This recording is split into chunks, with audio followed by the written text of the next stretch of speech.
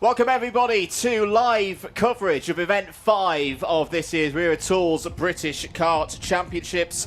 We are back at Larkhall. It's our single visit of the year to Scotland.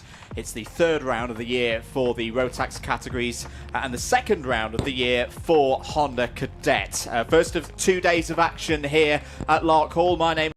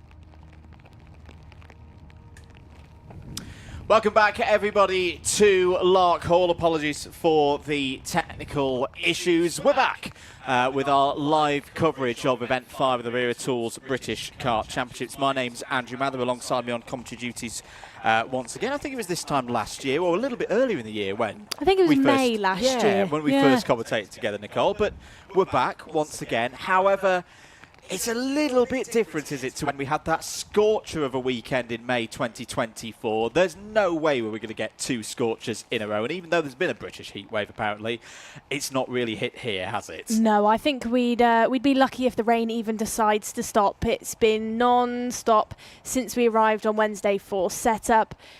You know, classic Scottish weather. It's not so sunny Scotland this weekend, but provides a good opportunity for those drivers to show us what they can do on the trickiest conditions around one of those circuits that does prove who can deal with different surfaces and really maximise the most out of the grip that's out there on the circuit, because it can be found despite the track being wet and slippy out there. And I'm looking forward to seeing who's going to conquer today's first rotation of heats. Absolutely. Let's actually have a little sample of this circuit. I think we can go on board with Leon Hasty from earlier on in the week. No, it's Rachel Robertson that we're on board here with in the senior category. This was during free practice on Friday, which again was pretty much wet all the way through. This is going to be a crucial part of the circuit. Through the boot section, exits from this corner here, turn 5, setting up the long run towards turn number 6. This in wet conditions can be a very tricky corner indeed. Rachel Robertson there piloting her way through that corner with a dab of opposite lock.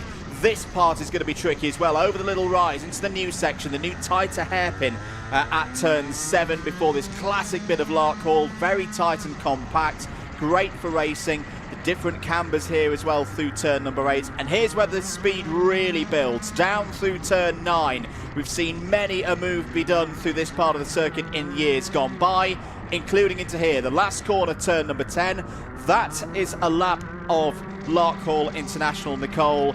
Not an easy circuit to master. Absolutely not. And we saw Rachel actually lose it slightly through turn number 9, and it just shows how difficult it is to try and get the kart rotated, try and get into those corners, especially those tighter ones like number 9.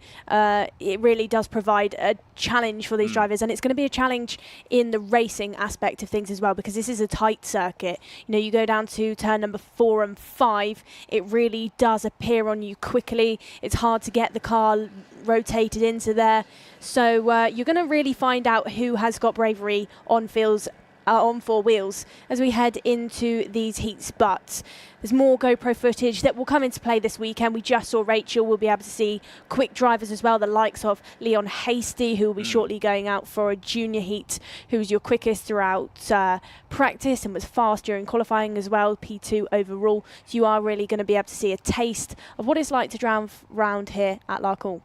Indeed, 5 categories with us here this weekend. The 4 Rotax categories, starting with the juniors. The seniors will be after. Let's actually have a little look at the timetable for today's heats. Always a good idea to screenshot this one if this is a particular class that you are following. So less than 4 minutes away from the start of Heat 1 for Junior Rotax. That'll be Groups B versus C facing off against each other. Those groups determined by timed qualifying earlier on today. Senior Rotax at 150. Single grids for the other 3 categories. Minimax 950 going at 210. Micromax at 230. Micromax put on an absolute show here last year for the May 2024 round. Also here on that meeting were Honda GX200, Honda Cadet back once again. It's their second round of the season. We've not seen them in action since since Warden Law at the start of the season, so they'll go at 250. And then it's the same set of heats again with Junior Rotax and Senior Rotax kicking off the second round of heats. That'll be the first time we see drivers in Group A come out to play on circuit. For the other categories as well, they'll go through their second round of heats. So 4 o'clock for Minimax, 9:50 Heat 2, 20 past 4 for Micromax, 4:40 for Honda Cadet, and then of course, because we've got bigger grids in the juniors and seniors, we need those third heats to get everybody through their 2 heats today. Those will be the A versus B races at 5:10 for the juniors, 5:30 for the seniors, and then if you're at the circuit, we'll of course have the paddock show being recorded after those races. If you want to get involved, do head down to the race centre, to say, as that last race of the day is coming to its conclusion, including, if you want to be part of the Wera Tools Wheel Change Challenge. We had some big entries in last time out at GYG. The leaderboard is filling up for that one. There is a live look into the pre-grid. Nicole, wet tyres the order of the day. Still shorts for Joe Bleakley, of course. But what will the mechanics be thinking of at this stage of the proceedings? Are they quite happy about this because we're back to these, yes, wet but stable wet conditions? Yeah, it's one of those things where when a weekend is on and off with the weather, it provides a really unique challenge for the mechanics, you know, constantly having to adjust the setup, adjust the pressures, take the tyres on and off. It gets busy, and mechanics, that's when, you know, you really start to see them get in that busy part of the weekend. But for today, you know, we've seen consistent wet weather out there as we did yesterday. So actually, the mechanics have got kind of that plateau of, they know that they're just bolting on a wet setup and there will be no major changes. You know, the track looked like it might have dried up a little bit earlier on, but the rain continued to go down throughout the lunch break. So for the mechanics, like who you can see on the screen there, that's Kieran Kay. Tyre pressures is probably one of the big things that they're really thinking about within this one. They're not having to, you know, quickly chuck off a clutch and change, because it's not that wet, dry. It's a consistent wet weather out there. And as we say, a lot of the running yesterday through free practice were in these similar conditions. It's not particularly heavy rain here at Larkhall this weekend, but the word I will use is persistent. It just keeps driving on and on and on. But for the drivers, they know what the conditions will be like as a result of all that experience that they've had with it over the last few days. We are about set then for our first race of the weekend. Junior Rotax Heat 1 is next.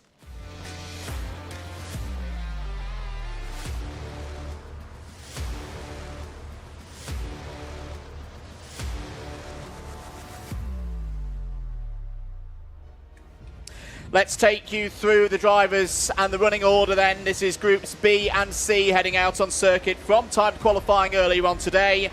One of the favourites for this weekend, Leon Hasty, starts on pole position. Albie Lapper, continuing the good form from Dunkeswell, shares the front row. Charlie Wolfett and William Archer go from row number 2. It's then Kai Clark and Ryan Gandor on row 3. Joel Dixon Cohen and Ewan House go from row 4. Row number 5 includes Archie Lovett and Harry Freeman, and from 6 we have Ellis Bell and Connor Large. 7 is Vlad Tominchuk with James Kell. And from row number 8, we have Noah Barham with Harry Taylor. Oliver White and Jensen Chalk have work to do from row 9. Nathaniel Gray and Kian Bernard, who switched teams, is now with Sam Pollitt Racing. That's your top 20. Panos Dien Kong of Thailand starts on row 11 alongside Sebastian Clark. Luca Holmes-Ballack and DeJean Bennett are on row 12. Forming up the rest of the grid, it's Louis Radcliffe and Maxim Kerwin on row 13. Samir Paul goes from the back, 27 drivers in the field. 2 sets of heats for all drivers today. The aim, trying to get yourself up into the top 34. There will be super heats tomorrow, but you don't want to leave yourself with too much work to do, as off there was a 2-2 something in a strawberry colour. We'll work out. Is it Luca Holmes-Ballack, potentially? Might well be, yeah, that would check out. 2:28. Luca Holmes-Ballack for Strawberry Racing was meant to start this race. No time in Sector 2. Was meant to start this one from 23rd on the grid. We are ready for it then. 10 minutes plus 1 lap in wet conditions here at Larkhall. We are racing for the first time this weekend. Solid start for Leon Hasty. There's a spin for one of the Coles runners right in the middle of the pack. It's the 2:26 that's gone off the road there. That's going to be Ewan House. So Ewan House, who had a really good run in the clubby last week, was second in the WSKC round that a lot of the drivers used as a pre-round for this British Champs event. Has not had a good start there.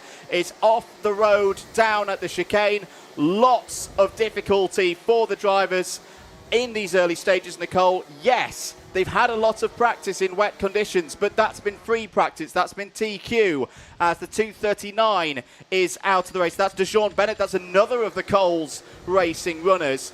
But when you get into racing conditions, Nicole, in these treacherous track conditions, just how hard is it? Well, it's really difficult, especially in that mid-pack section where you've got drivers really sliding around the place, trying to deal with that greasy track out there and trying to overtake. Of course, in a race start, your midfield section is always busiest, and then when you throw in that grease into things, it makes it even harder.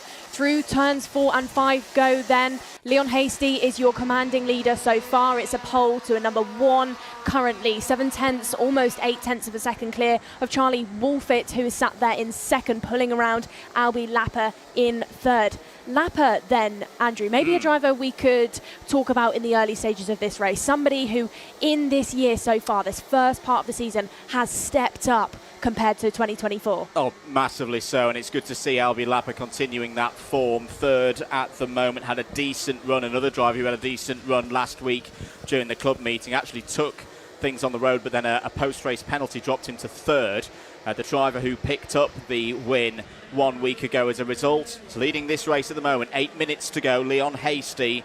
And what I really do feel for Leon is a big weekend. I know it's a cliche thing to say that a Scottish driver is expected to do well here at Larkhall, but if Leon Hasty is to add the British title to the O-Plate win that he had at PF International earlier in the year, for me, he has to score big here this weekend. He's 5th in the championship heading into this weekend. He's got to use that home advantage. Absolutely has. I remember one of the last times I raced actually was here at the Larkhall circuit, and at the time Leon and I were teammates. Yeah. And even back then in his earlier racing days, he was always very, very strong at this circuit. He's on home soil, and you can see the way he drives. He gets confident when he arrives at this track. Battles going on then into the tight 90 hairpin. That's between the likes of Freeman, Taylor, Vlad Tominchuk is getting involved, and William Archer as well, who in 2025 has made one of those team changes, a shock team change, moved over from the SPR team to KR to get back onto an OTK, is at the back end of that pack as well. Out of the final corner they go, and still these two teammates, your KR teammates, battling it out going into turns number 1. Change for second place. Albie Lapper is through. That's going to please Nana Babs in the comments.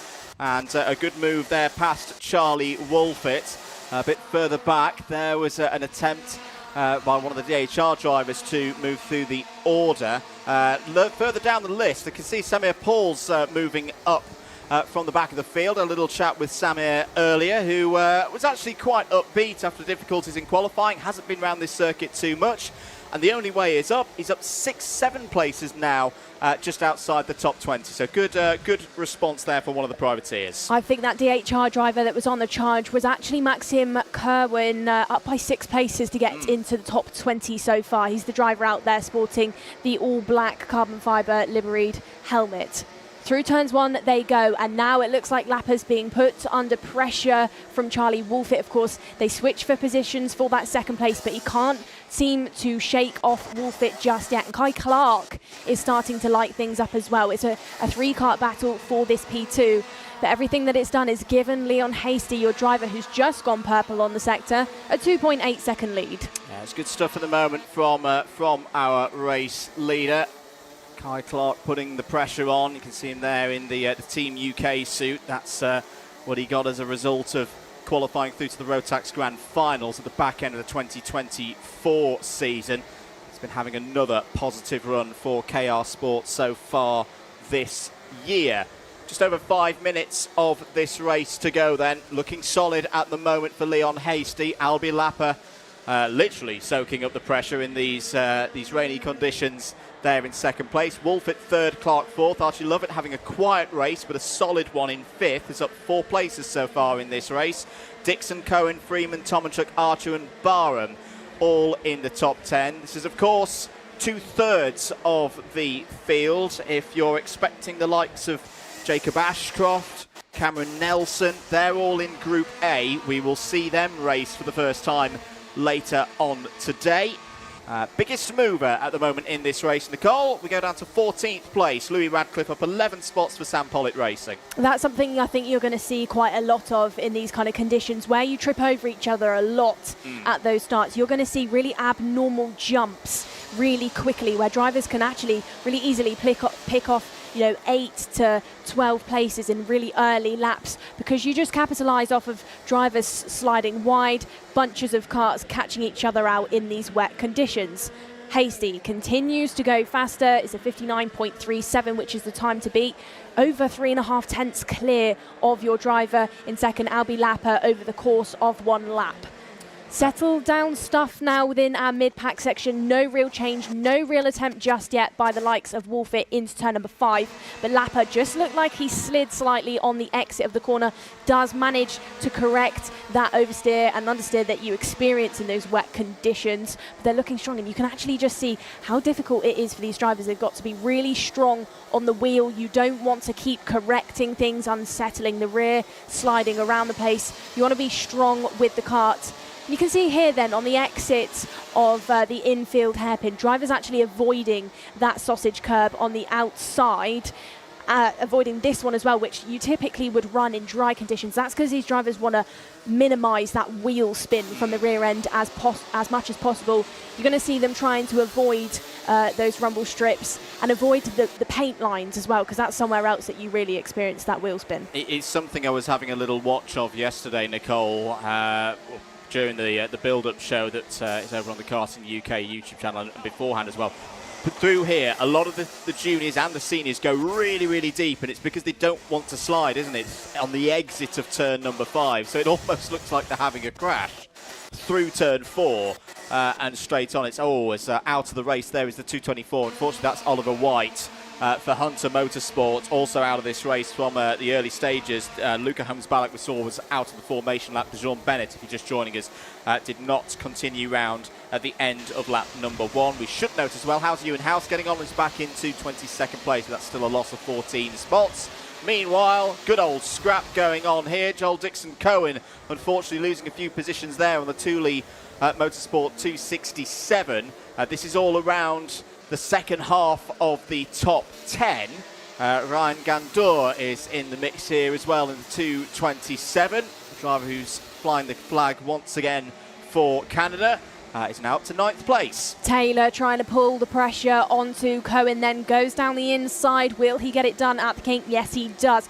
Pushes Cohen out then towards that rumble strip and actually calls his bluff slightly, goes down the inside and makes the move stick. Down into that really tight turn number 5 or 6, I think we're calling this, another place where drivers really have to be strong on the kart, be brave into there, carry that speed through things. Barham now in there trying to pick off a place as well. Archer leading this small pack of karts going into that infield section. Taylor looking strong now as we've got a 3-kart battle. Archer manages to hold on to it, but it was almost a big moment then for those 3 drivers. Yeah, Noah Barham lost all of his momentum and falls back down the order outside the top 10.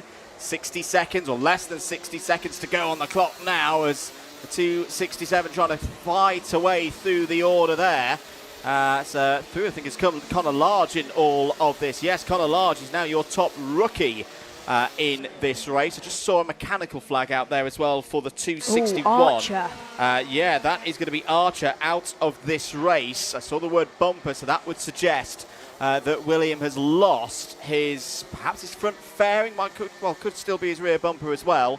No trouble though for Leon Hasty. Here is your race leader. Has not seen the final lap board yet. We'll keep an eye on whether he sees it this time around or whether we go for another full 2 laps. Plus 5-second penalty. That's an in-race time penalty for Maxim Kerwin. Good to have Maxim back in the paddock. We've not seen him race in the British Champs for a while.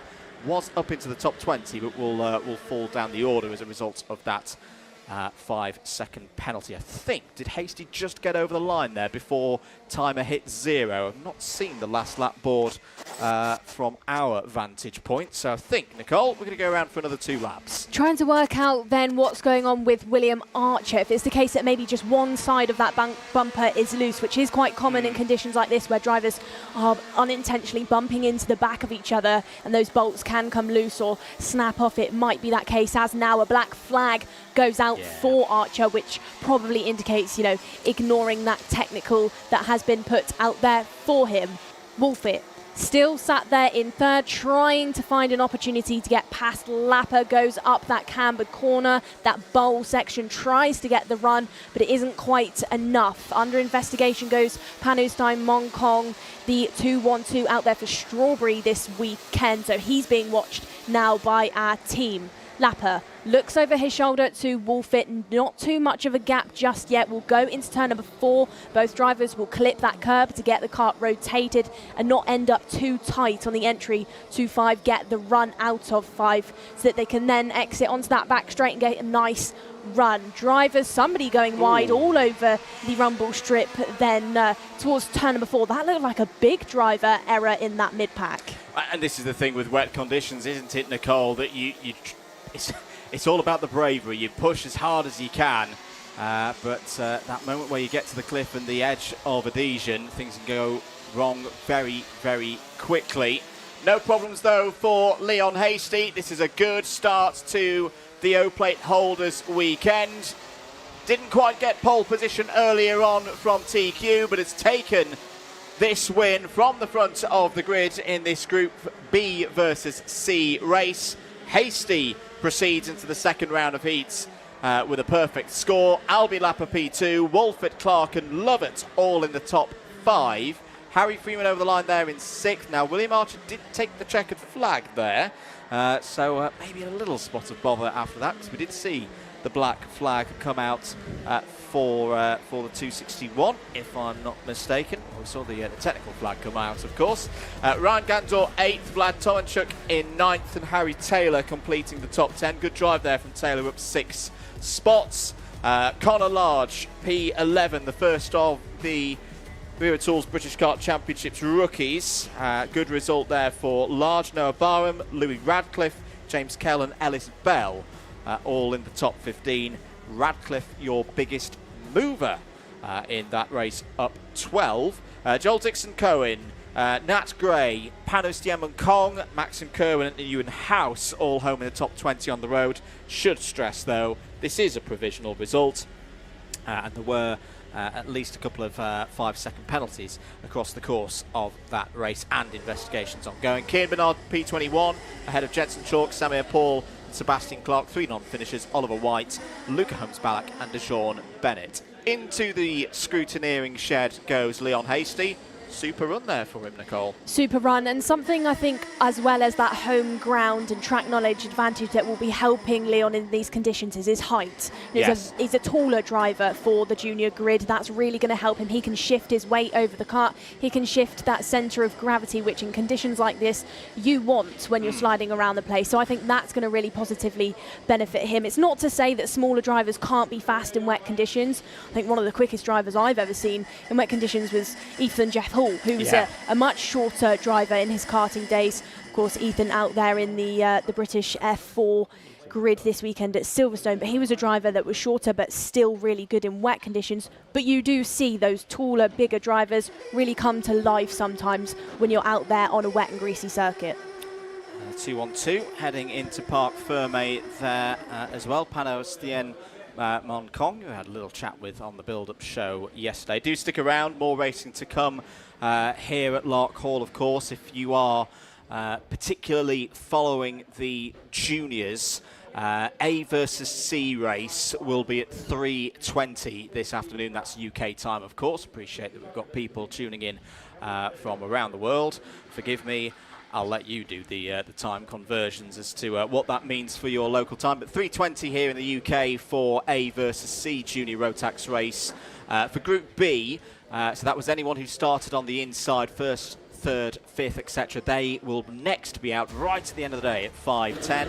Let's have a look at some of the highlights from that first race of the day, Nicole. Leon Hasty absolutely nailing the start. Absolutely busy stuff for the rest of your field, though, especially through that first lap. The likes of Harry Taylor and William Archer getting all involved through turns 5 and 6. They can see Taylor just almost losing it over that curb and had to fend off his teammate of Noah Barham. Taylor getting it wrong over the grass and going into that banked corner. Wolfit applied the pressure continuously in the early stages to Albie Lapper. And then we had drama going on between the likes of Joel Dixon-Cohen.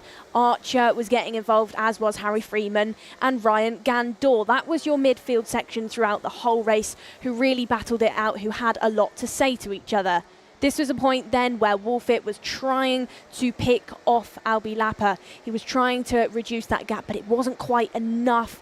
Lapper continued to circulate in P2 and finished it off in that second spot, 5.5 seconds behind your race winner of Leon Hasty. Very good stuff from the junior Rotax drivers. We're going to take a short break here on the comms in Scotland. After the ad break, it's the first appearance of the weekend for senior Rotax.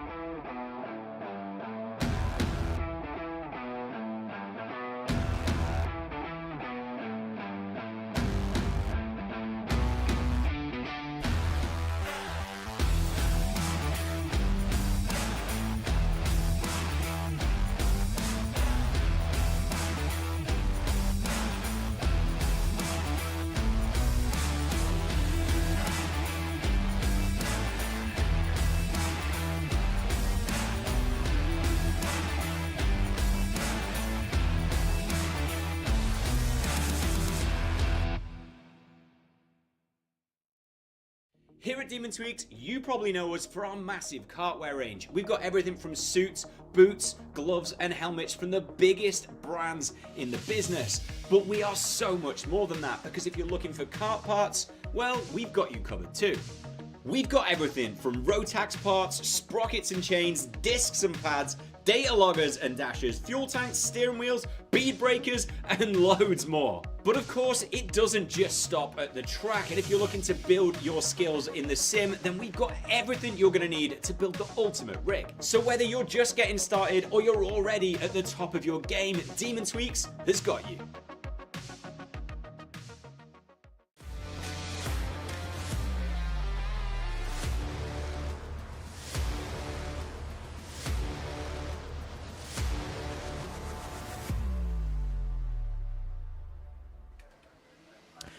All set to go then for the first heat of the weekend for senior Rotax. Once again, this is a Groups B versus C race for us to enjoy over the course of the next 10 minutes or so. Matthew Higgins starts on pole position. He's joined by his fellow Welshman, Matty Hingley, on the front row. Freddie Ingram and Archie Walker go from row number 2. Walker was very quick yesterday in free practice. Macaulay Bishop, your reigning champion, starts on row 3, is joined by Lewis Goff. On row 4, it's Hugh Moulton and Neo Clark. Row number 5, it's Harry Bartle, your Dunkeswell winner, with Jack Gillingham. From 6, we have Mikey Walker and Kean Garrity. And then going from row number 7, we have Jack's Motorsports Pearson Bullock Carter, with Strawberry's Charlie Smith. Jack West and Luke Bates go from row number 8. Rachel Robertson and Deacon Russell go from row 9. Kai Veach and Harrison Crowther go from row 10. And then Sam Kelbrick and William Pemble form up row number 11. We should note as well, good couple of GCR, Guy Cunnington Racing drivers in this field, such as the 366 there. Unfortunately, Guy is not taking part in this weekend. Had a quite sizable incident here last week during the club event. I spoke to him this morning. He's still working hard in the paddock. He has had surgery already. One of them, and then it's going in for another one next week. We just wanted to take this opportunity to wish Guy the best. Hopefully we will see Guy Cunnington back on the grid later on this year, but sadly it does mean that one of our championship contenders is pretty much out of things as a result of those injuries from last week. Right, to the racing then. On track here at Larkhall. We are ready for things in Senior Rotax. It's a good start for Higgins. It's a better start for Freddie Ingram.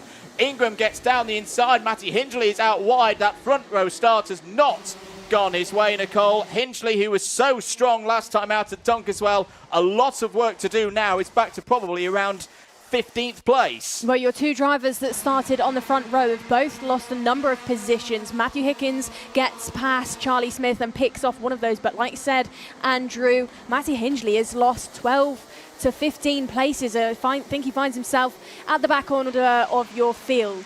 Bishop, your number 1 from 2024, finds himself as your race leader. It was a third row start, but now he's out there going into that banked, cambered corner as your new race leader, as we've got drama in the background. That included the likes of Rachel Robertson, your driver, who we saw that camera onboard footage get lost on the back end of the field. She finds herself all the way back down in the order now. Bartle in the background trying to get involved, as was Hugh Moulton. Through turn number 1 and 2, they go then.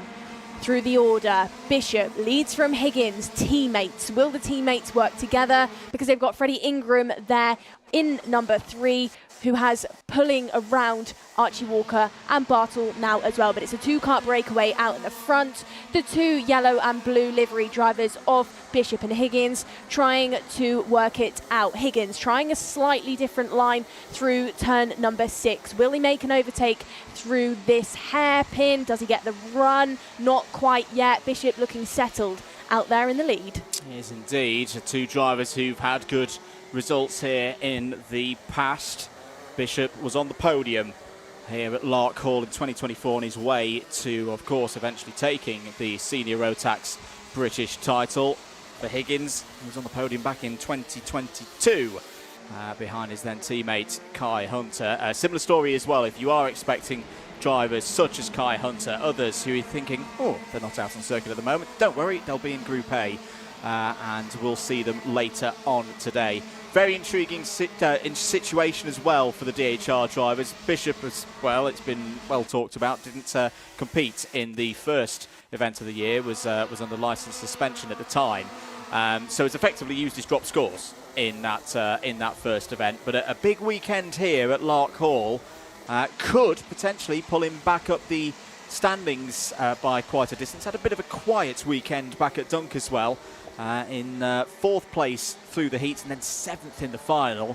For Higgins, it's really been a roller coaster season so far. He's been knocking on the door of ending this streak of results where he's not had a win in a round of the British Kart Championships for a while. He was the top driver through the heats last time at Dunkeswell. The final didn't go his way.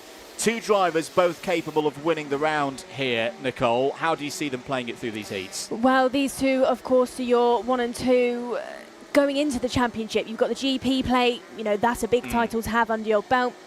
And then Bishop, of course, is your British champion from last year. Bishop, like you said, was under licence suspension, and I think going into 2025, you maybe wouldn't have expected Higgins to be in the grid, considering he's now moved on to GTs, but he finds himself in here for DHR. Is it the case that they drafted him in because they lost Bishop at the start of the year? Bishop couldn't compete. He had no race licence.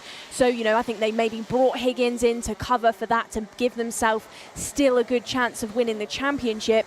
But with the charge that Higgins has had throughout the championship so far, they've decided, let's keep him in, even though Bishop is back with a race licence. Now, they're still battling it out through that final corner. Matthew Higgins takes that wider line to keep the minimum speed up, try and get the charge down towards turn number 1 and 2. The gap between them on lap-wise then, the best lap so far for Bishop is a 59.6. For Higgins, it's a 59.4. So Matthew is 2/10 up from Bishop there, but there just hasn't been an overtaking opportunity just yet. But I'd say Macaulay is feeling a little bit under threat because he looks over his shoulder as they go down that back straight to see what the gap is. As now, I think both DHR drivers are more than aware that Harry Bartle, your fastest driver on the circuit, your driver sat in third, is starting to creep up behind them. Well, yes, Harry Bartle, who had a bit of a difficult time in qualifying, hence he was starting on the 5th row of the grid for this one. Remember, the time qualifying order determined by the best 3-lap average for all the drivers out there. But Bartle, we know, is in good form. Very strong, of course, back at Dunk as well. Was very strong here during the club meeting 1 week ago. Won it again. Many of the drivers that you see on the grid here this weekend, whether they are from this part of the world or not, they came here to get some laps under their belt, to get some race practice around this circuit. And Bartle did take the victory, the WSKC meeting. See him there taking a huge amount of curb into turn number 4. But Bishop still holds this lead from Higgins. Bishop doing a fine job to defend, but not defend too hard to then lose these two teammates too much time back into the hands of Bartle. And Archie Walker there as well in 4th place we need to keep an eye on, Nicole. I was very impressed with Walker yesterday. He was showing some really good pace through free practice. 8th in the standings going into this weekend, but we know Archie's talents, we know his strengths. This could be his weekend. He's on a bit of an upward trend from the very start of the season. 6th last time out at Dunk as well, running in 4th place at the moment. This is good stuff for the KR Sport driver. Absolutely is. Walker is one of those drivers that's been in the game for quite some time. He was 14th last year when we visited. Can he, get back up the order this year? He's on the right path to do so far just yet. He's got some good pace behind him, but Walker, I'd say, just needs to be a bit braver in those race starts sometimes, get more stuck in. Higgins still trying to find a way past Bishop. No attempt just yet. And Bartle is looking really strong there in 3rd place. You can see Higgins and Bishop taking those two different lines through most corners. I'd say Higgins is maybe tiptoeing around slightly too much at the minute. Really hasn't made too much of an attempt. Him and Bartle have said hello to each other a few times so far this weekend in qualifying. Higgins actually had to overtake Bartle twice. He made the move to try and get past and bang in a good lap. Didn't quite get it done. Bartle got back past, and then Higgins had to give it a go once more. So they've got a bit of history with each other so far this weekend. 2 minutes 40 left on the clock. Still plenty of time for either of those drivers to try and get the best out of Bishop, but still nothing attempted by Matthew. No, as I say, it's really good positioning on track by Bishop. Now's the attempt from Higgins down the inside into turn 7. Has he got the speed off the corner? Bishop draws back alongside and goes back through. Hits the dirt. Bit of rallycross almost there from the reigning British champion, and that's brought Bartle into play now. Higgins checked over the shoulder to see Harry Bartle there in 3rd place. There's still a decent amount of time to go in this race. A little bit further down the order, just to note, good drive at the moment from Cian Geraghty. Was racing in Genk last week as part of the field for the Rotax Euro Trophy. He's up 5 places to P7. Jack West is up 5 as well into the top 10 as Bartle has a little look into the boot. That puts Higgins off a little bit, and that allows Bishop to break away. This is a big chance now for Macaulay Bishop. He doesn't need to defend through the next couple of corners. What kind of wet weather pace has he got? What kind of pace has Bartle got down the inside of Higgins? They nearly touched there. They might have touched through turn number 6. This is a great race as in comes Walker. Walker down the inside. Beautiful overtake there on Bartle. Super stuff in turn 7. Well read by Walker then. He could see the pace that Bartle had lost when Matthew just kind of chopped across him at turn number 6 as Bartle gets back past through that banked corner once more where he's carried more speed. But it was well read by Walker to see that Harry really did struggle when Matthew defended him off and got through. What's the story going to be between these two drivers then as we head under that 1 minute mark? Checks over his shoulder, does Bartle through turn number 4. Will he clip that curb? Yes, he does. Gets it right going into turn number 5. And it looks like he will get the run on the exit. Bishop now clear from teammates of Higgins by 1.2 seconds. It looks like this is going to be Bishop's one to take, but the story between your 2, 3 and 4 is still wide open. Higgins, Bartle and Walker are your 3 to watch. Just to note, there has been a warning flag for the number 1, but just a warning flag, nothing more than that at this stage of the race. Other things happening further down the order. Oh, right on cue. Harrison Crowther, the 317 is moving up through the order. You'll just see him in the background there. This is the battle behind Cian Geraghty for 5th, 6th, 7th, 8th place. Freddie Ingram just at the back of that first quartet. And then just coming into your picture there for Guy Cunnington Racing, Harrison Crowther, currently your biggest mover, has gained 9 places so far in this race. Time is up, but I think again, yeah, the race leader's got over the line before we hit 0 minutes, 0 seconds. So we'll have 2 more laps of this one as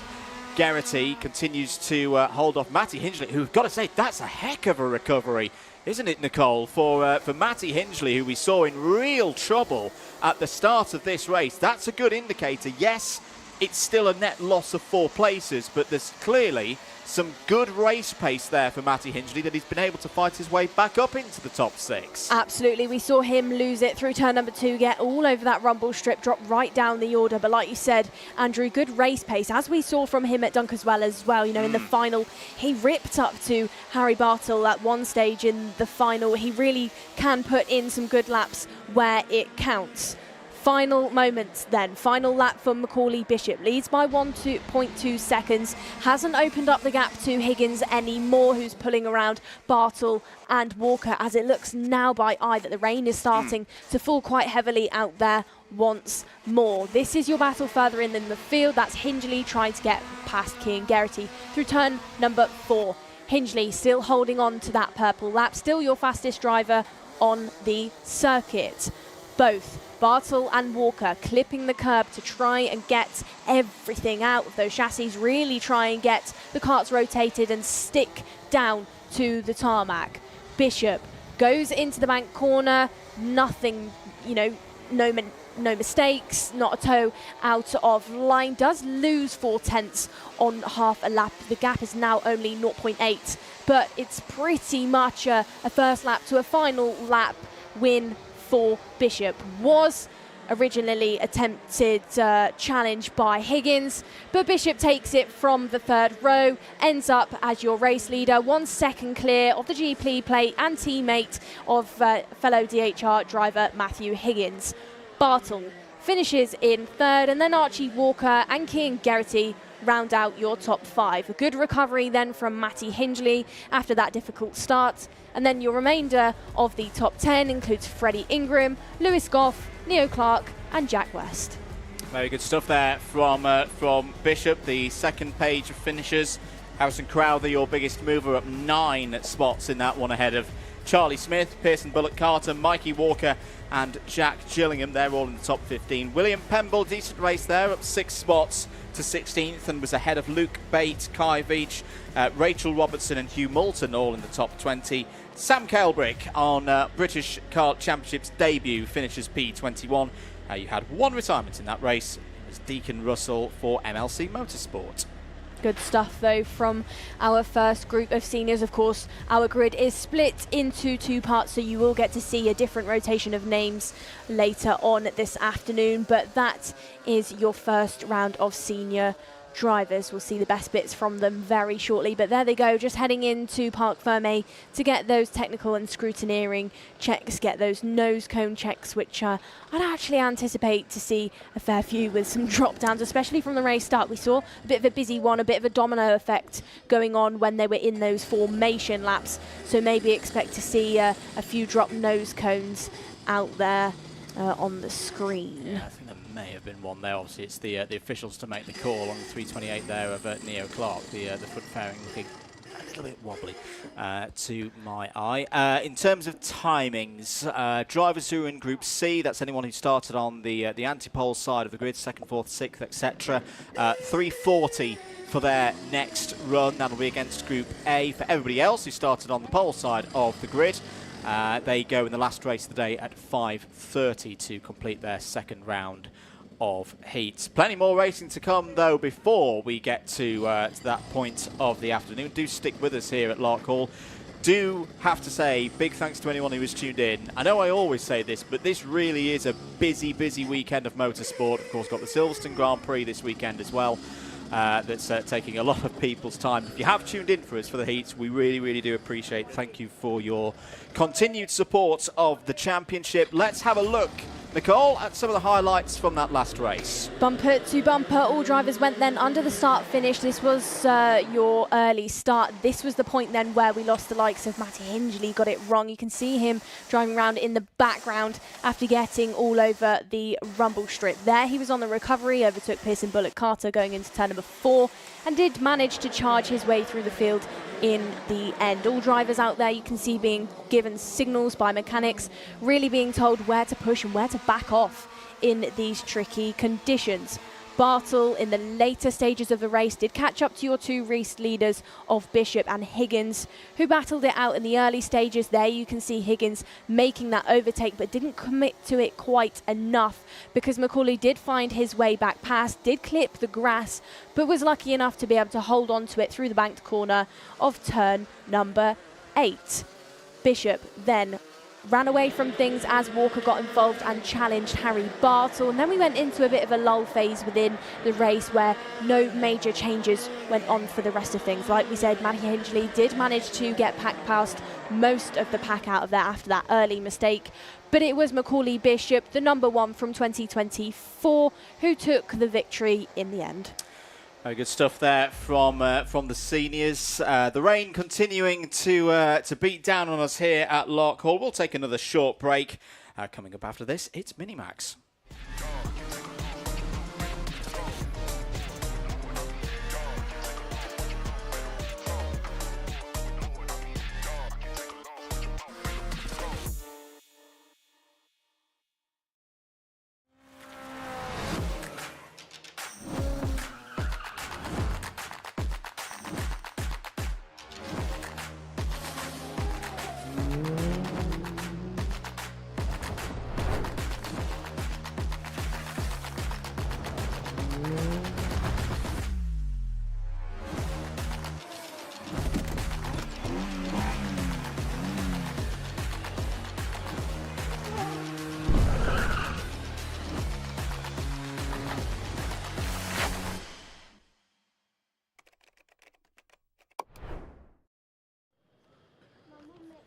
Welcome back to live pictures here in Scotland. We're at Larkhall International for Event 5 of the Wera Tools British Kart Championships. And, oh, Nicole, look to your right and out of the window. It's Minimax time. It's one of our favourite classes for this year, and the sun is at least trying to peer through the clouds for this first heat of the weekend. Minimax has been really unpredictable so far this year, hasn't it? I was having a look at the championship standings, getting myself back into the Rotax groove. I don't think you can really say there's been an untroubled runner so far this season. We've had some great competition, but very up and down seasons so far for our Minimax drivers. Yeah, I'd agree. There's been a fluctuation of drivers who have been really quick, a fluctuation of race winners. But in this one, you've got some big names and you've got some ones to keep out for as we head into Minimax 950 for Heat 1.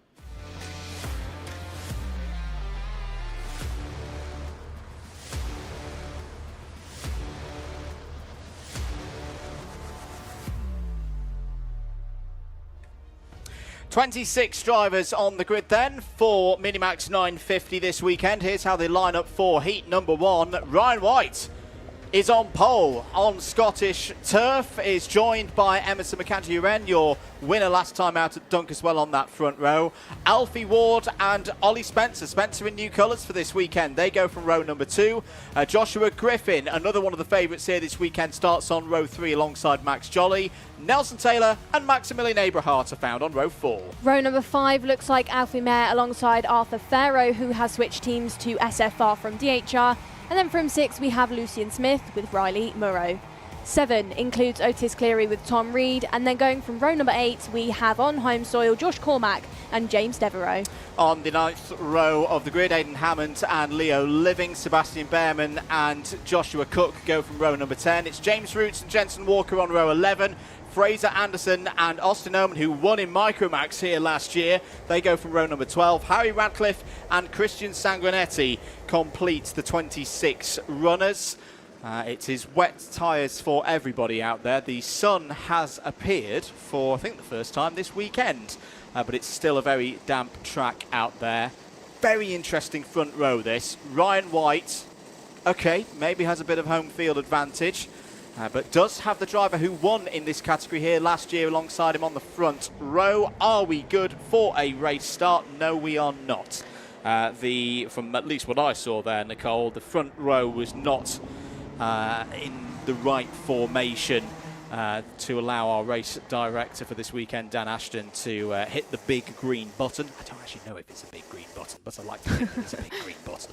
That wasn't quite the formation across that front row that we were looking for from my perspective. So we go round for another formation lap. You said something a minute ago then, Andrew, a damp track, but it's a damp track that has a habit of drying very, very quickly. It's one of those tracks, one of those surfaces where in the blink of an eye, it does just form a dry line. So maybe see that develop as the day goes on if the rain holds off. You know, it's one of those, it really does shock you how quickly the water clears off that circuit.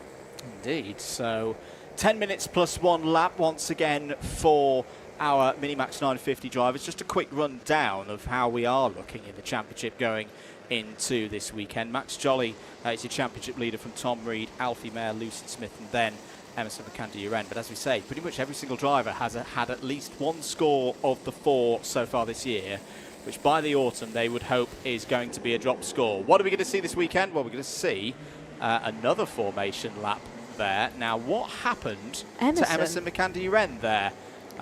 Just didn't seem to accelerate at all.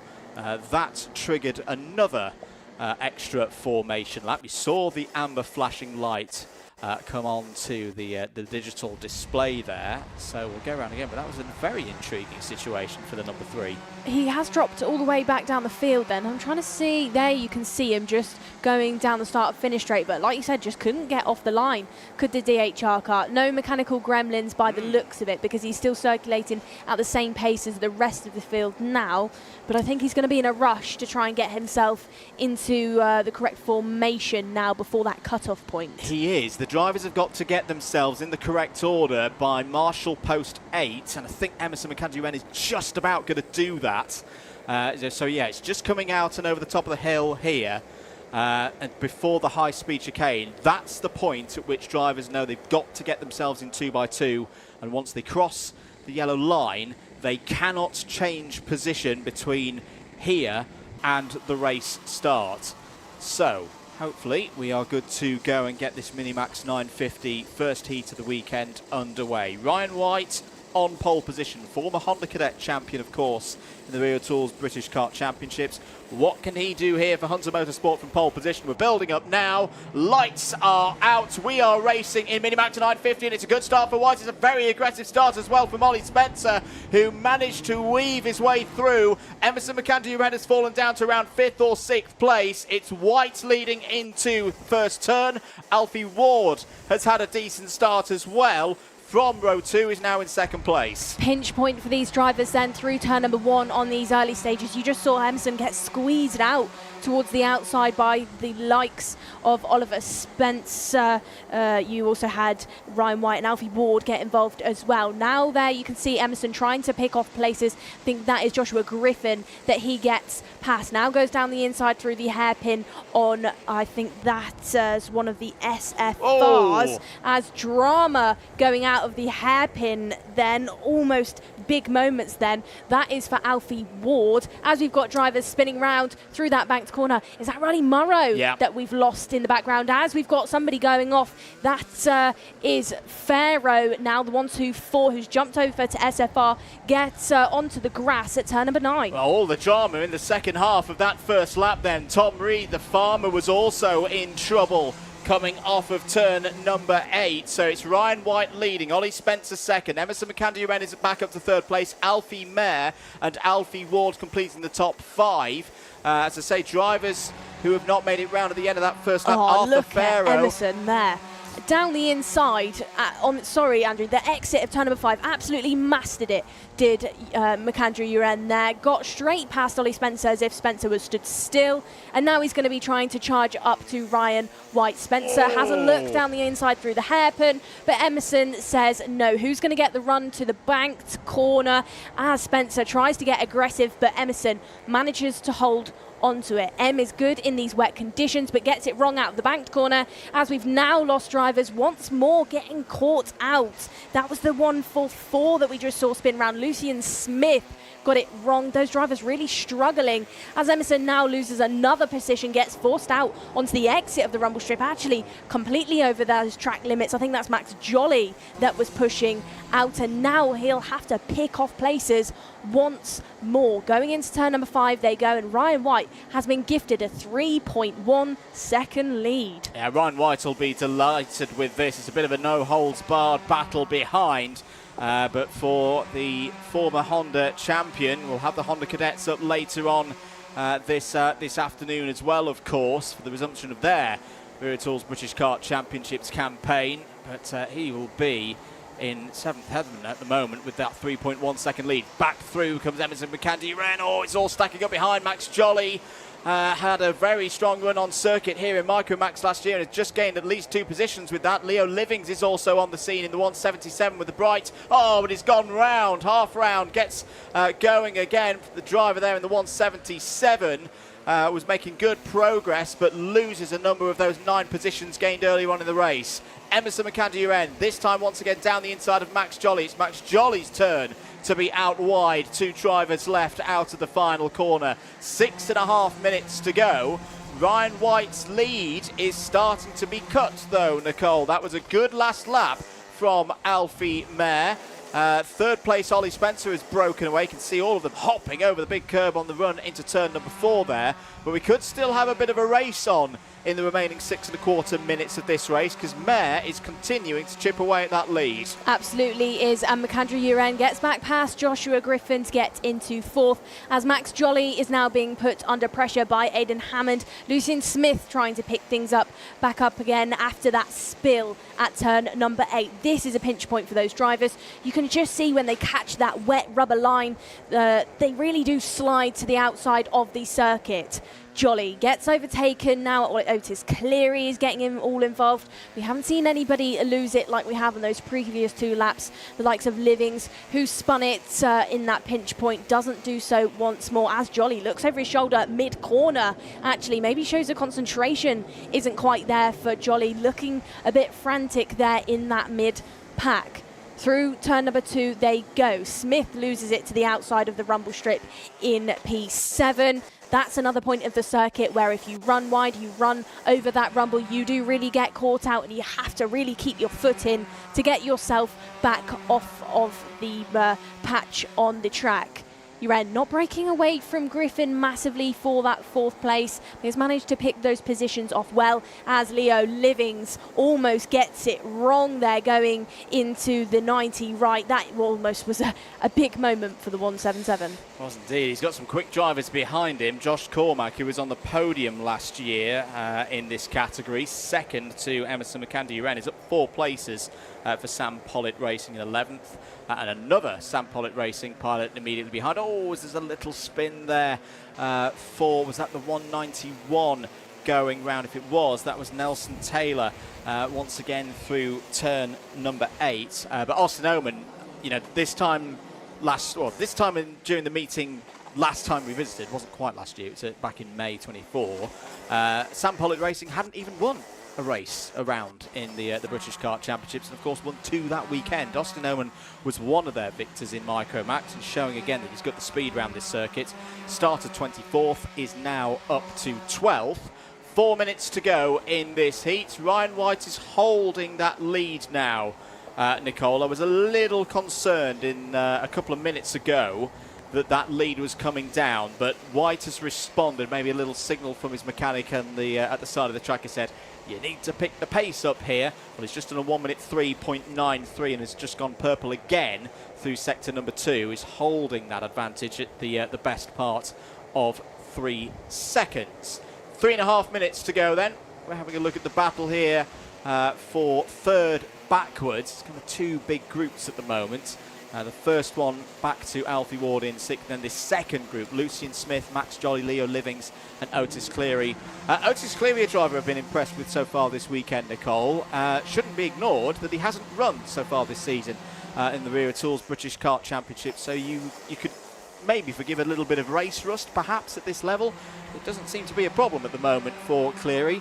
Has been running in the top 10 in this race, and he's been pretty consistently there through free practice so far this week as well. Down at the inside of Oliver Spencer goes McAndrew Uren, then breaks back into that top 3. These 2 drivers, they are familiar with each other. They were familiar with each other all year last year as they head out of the left-hander hairpin. Spencer goes down the inside, tries to make it work. They get a bit of aggressive. Both drivers almost lose it, but they stick to the tarmac and continue to go round in that 3rd and 4th. But that was an almost big moment for the number 3 and the number 8.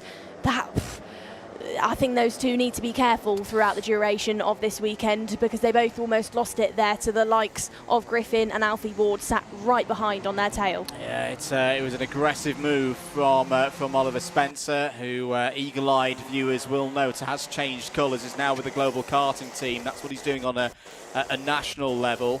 He's now racing with the Stan Peck's organisation in his European campaigns. I do sometimes see that from drivers, that they take stock mid-season and decide to go in a different direction perhaps for the second half of their championship years. 1 minute and 45 seconds remaining on the clock. Still plenty of time here for things to change in Minimax 950. Looking a little bit further down the order, another driver who's changed teams at this midpoint of the season, Sebastian Behrman, is up 4 spots. And into the top 15. Big weekend for the Behrman family, of course. Ollie Behrman in his first British Grand Prix at Silverstone. Thomas Behrman, who was in this championship last year, will be racing as part of the non-championship British F4 race. So that's a good thing to dangle in front of some of our older drivers in the paddock this weekend. That a number of drivers who were in this paddock 12 months ago are on the support races for the Formula 1 this weekend. And as I say, Sebastian Behrman looking to move up the order here in Minimax. Drama now for Alfie Ward. 5 seconds to the driver sat there in 5th.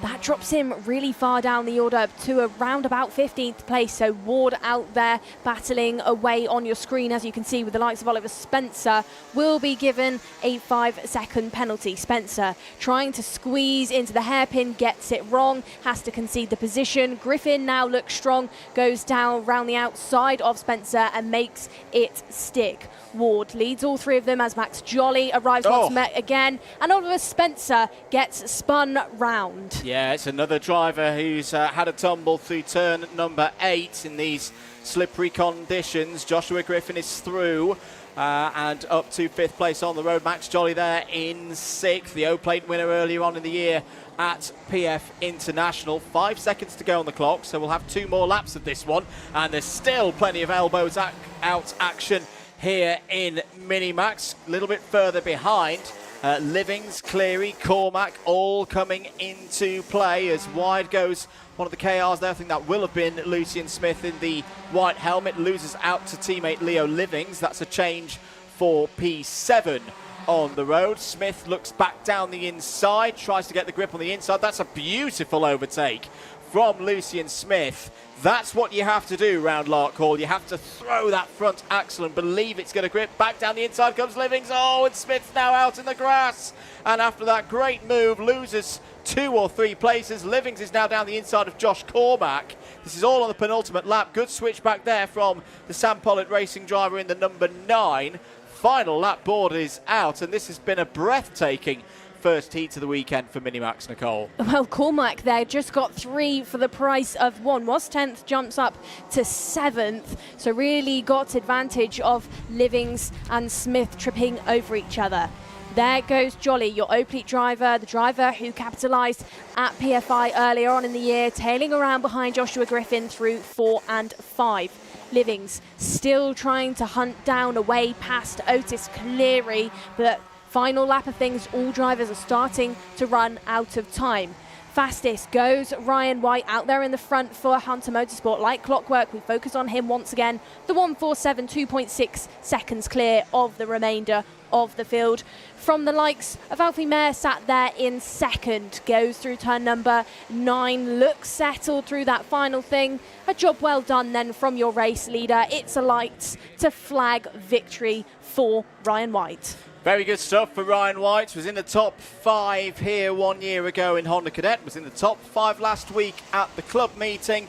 It's a win to start things here in the Wera Tools British Kart Championships. It's still going on in the battle for 4th, 5th, 6th. Alfie Ward just got Max Jolly at the end there, but not before Alfie Mayer came through in 2nd place. Emerson McAnder there in 3rd. Joshua Griffin then leading that big battle pack. 15 seconds behind Ryan White in the end. But Griffin from Ward, Jolly, Cormack, Cleary, Smith and Livings. That is your top 10 on the road. Tom Reed was one of many drivers who had a spin at some point through turn number 8, but Tom Reed came home in 11th place, the first of the drivers on page number 2 of the results. Ollie Spencer, a disappointing 12th place there. Difficult start for his time in global karting colours in these championships. Fraser Anderson, good drive there for the privateer, up 10 spots to 13th ahead of Sebastian Behrman and Austin Oman. Anderson in the end was your biggest mover in that race. Decent drive from Harry Radcliffe as well, up 9 places. Joshua Cook 17th ahead of Riley Murrow, Aidan Hammond and Nelson Taylor. That takes you to 20th place. Sanguinetti, Roots, Abrahart, Walker, Devereaux and Farrow were all finishers. So quite remarkably, Nicole, after everything that happened in that race, 26 drivers started the race and all of them finished on the lead lap. Yeah, and after the busyness of the race as well, as Ollie Spencer's going the wrong way onto the way bridge, I don't know quite how he's ended up there, but after all that drama, like you said, Andrew, all drivers managing to get the job done. Emerson McAndrew at UN, after losing it in the early stages, manages to pick back up into 3rd place. We saw that pinch point at turn number 8, a lot of drivers having spills. We saw Spencer, Livings, Smith all go round at some stage there, but everybody managing to finish off quite nicely. We had a number of drivers lose quite a few places. Farrow lost 16, Abrahart lost 15, Taylor lost 15 as well, but everybody managing to get some points on the board, as Alfie Mayer's just staring there at what the gap was to him and Ryan Knight, but it was 2.9 seconds, Alfie. Let's have a look at some of the highlights from that heat. Took a while to get us going, but once we did, good start from Ryan White. Emerson McAndrew falling down the order. A few drivers running wide there. This was a dramatic moment for Alfie Ward in a battle for 5th place that went on and on. Lots of spins in turn 8. On that occasion, it was Tom Reed and Riley Murrow going round. They wouldn't be the only ones, as unfortunately out of the race would go Arthur Farrow. Both of the Farrow brothers have moved to SFR Motorsport ahead of this weekend. One of the big stories in this race was Emerson McAndrew versus Ollie Spencer. Ollie Spencer in the thick of things. Did pick up a 5-second penalty on the way, though, that we should note. Let's say this was the main part of why we saw the pack from 4th down finish some 15 seconds behind the race winner. Lots of back and forth. This was Jolly getting back ahead. Leo Livings was another one of the drivers to go round in turn number 8. Nearly round as well there was Emerson McCandy-Uren in another battle with Ollie Spencer. This was a good move from Alfie Ward to get back ahead of Spencer. Max Jolly kept plugging away, and there was Spencer's turn to go round in turn number 8. Josh Cormack had a good drive through the field. Lucian Smith a little trip into the grass, but no trouble for Ryan White. He will be very happy with that. We've got to move on though. Micromax is next.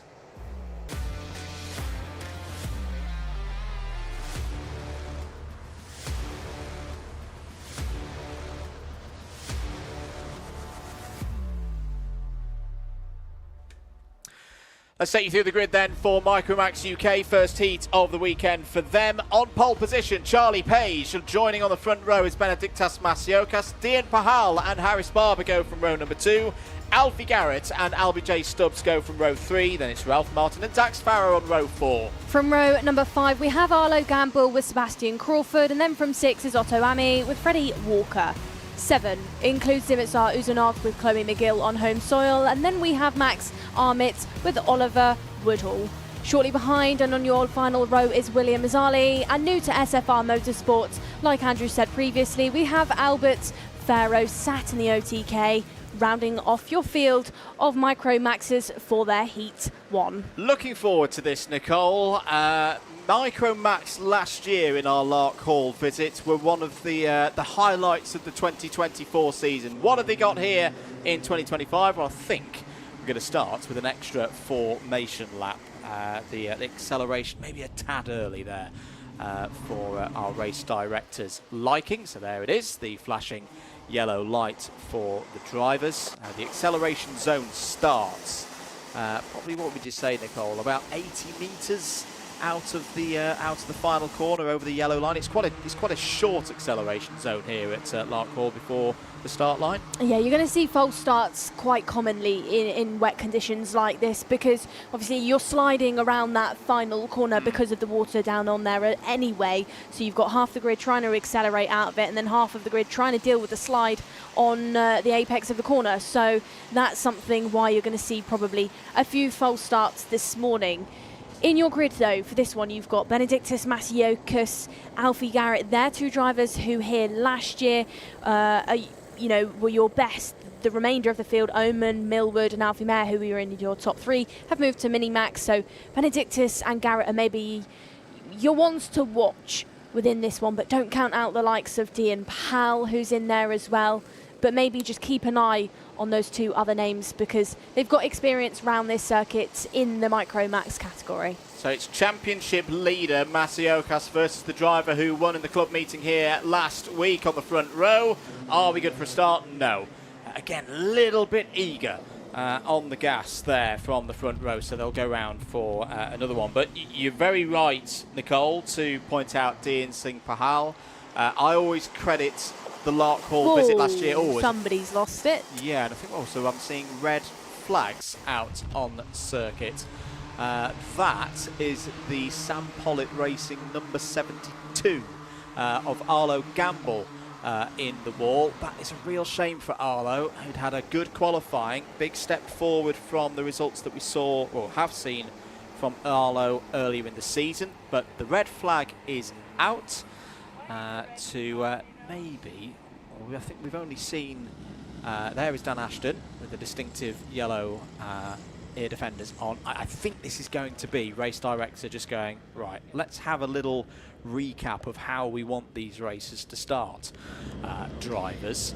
It's one of those, Dan is going to say it probably in a different way, but you can't win the race before it started, guys. Correct. It is one of those. He will be telling them just steady up, slow it down out of that final corner, because he's not going to send them until he's happy with it. No. And clearly accelerating too early then were our micros. Just to go back to Dean Pahal there in kart number 23. As I say, when we were here May last year, that was really the point where Pahal took a big step forward and went from being, I wouldn't say making up the numbers, but maybe in the midfield, to D then being at the front of the field. Let's have a little listen though before we continue with that with Dan Ashton.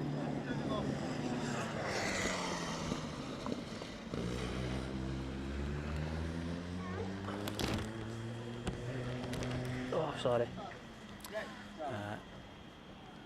So I think, yeah, Dan Ashton is just going to call the drivers over for a little chat here to make sure that we don't get any further formation. So, yeah, so he's just taken the front row for a chat here, Nicole. What do you think will be being said at this point? You know, just steady it up. They're responsible for the remainder of the field. Let's have a listen. The last corner and leaving everybody for dead, and you're both pulling away.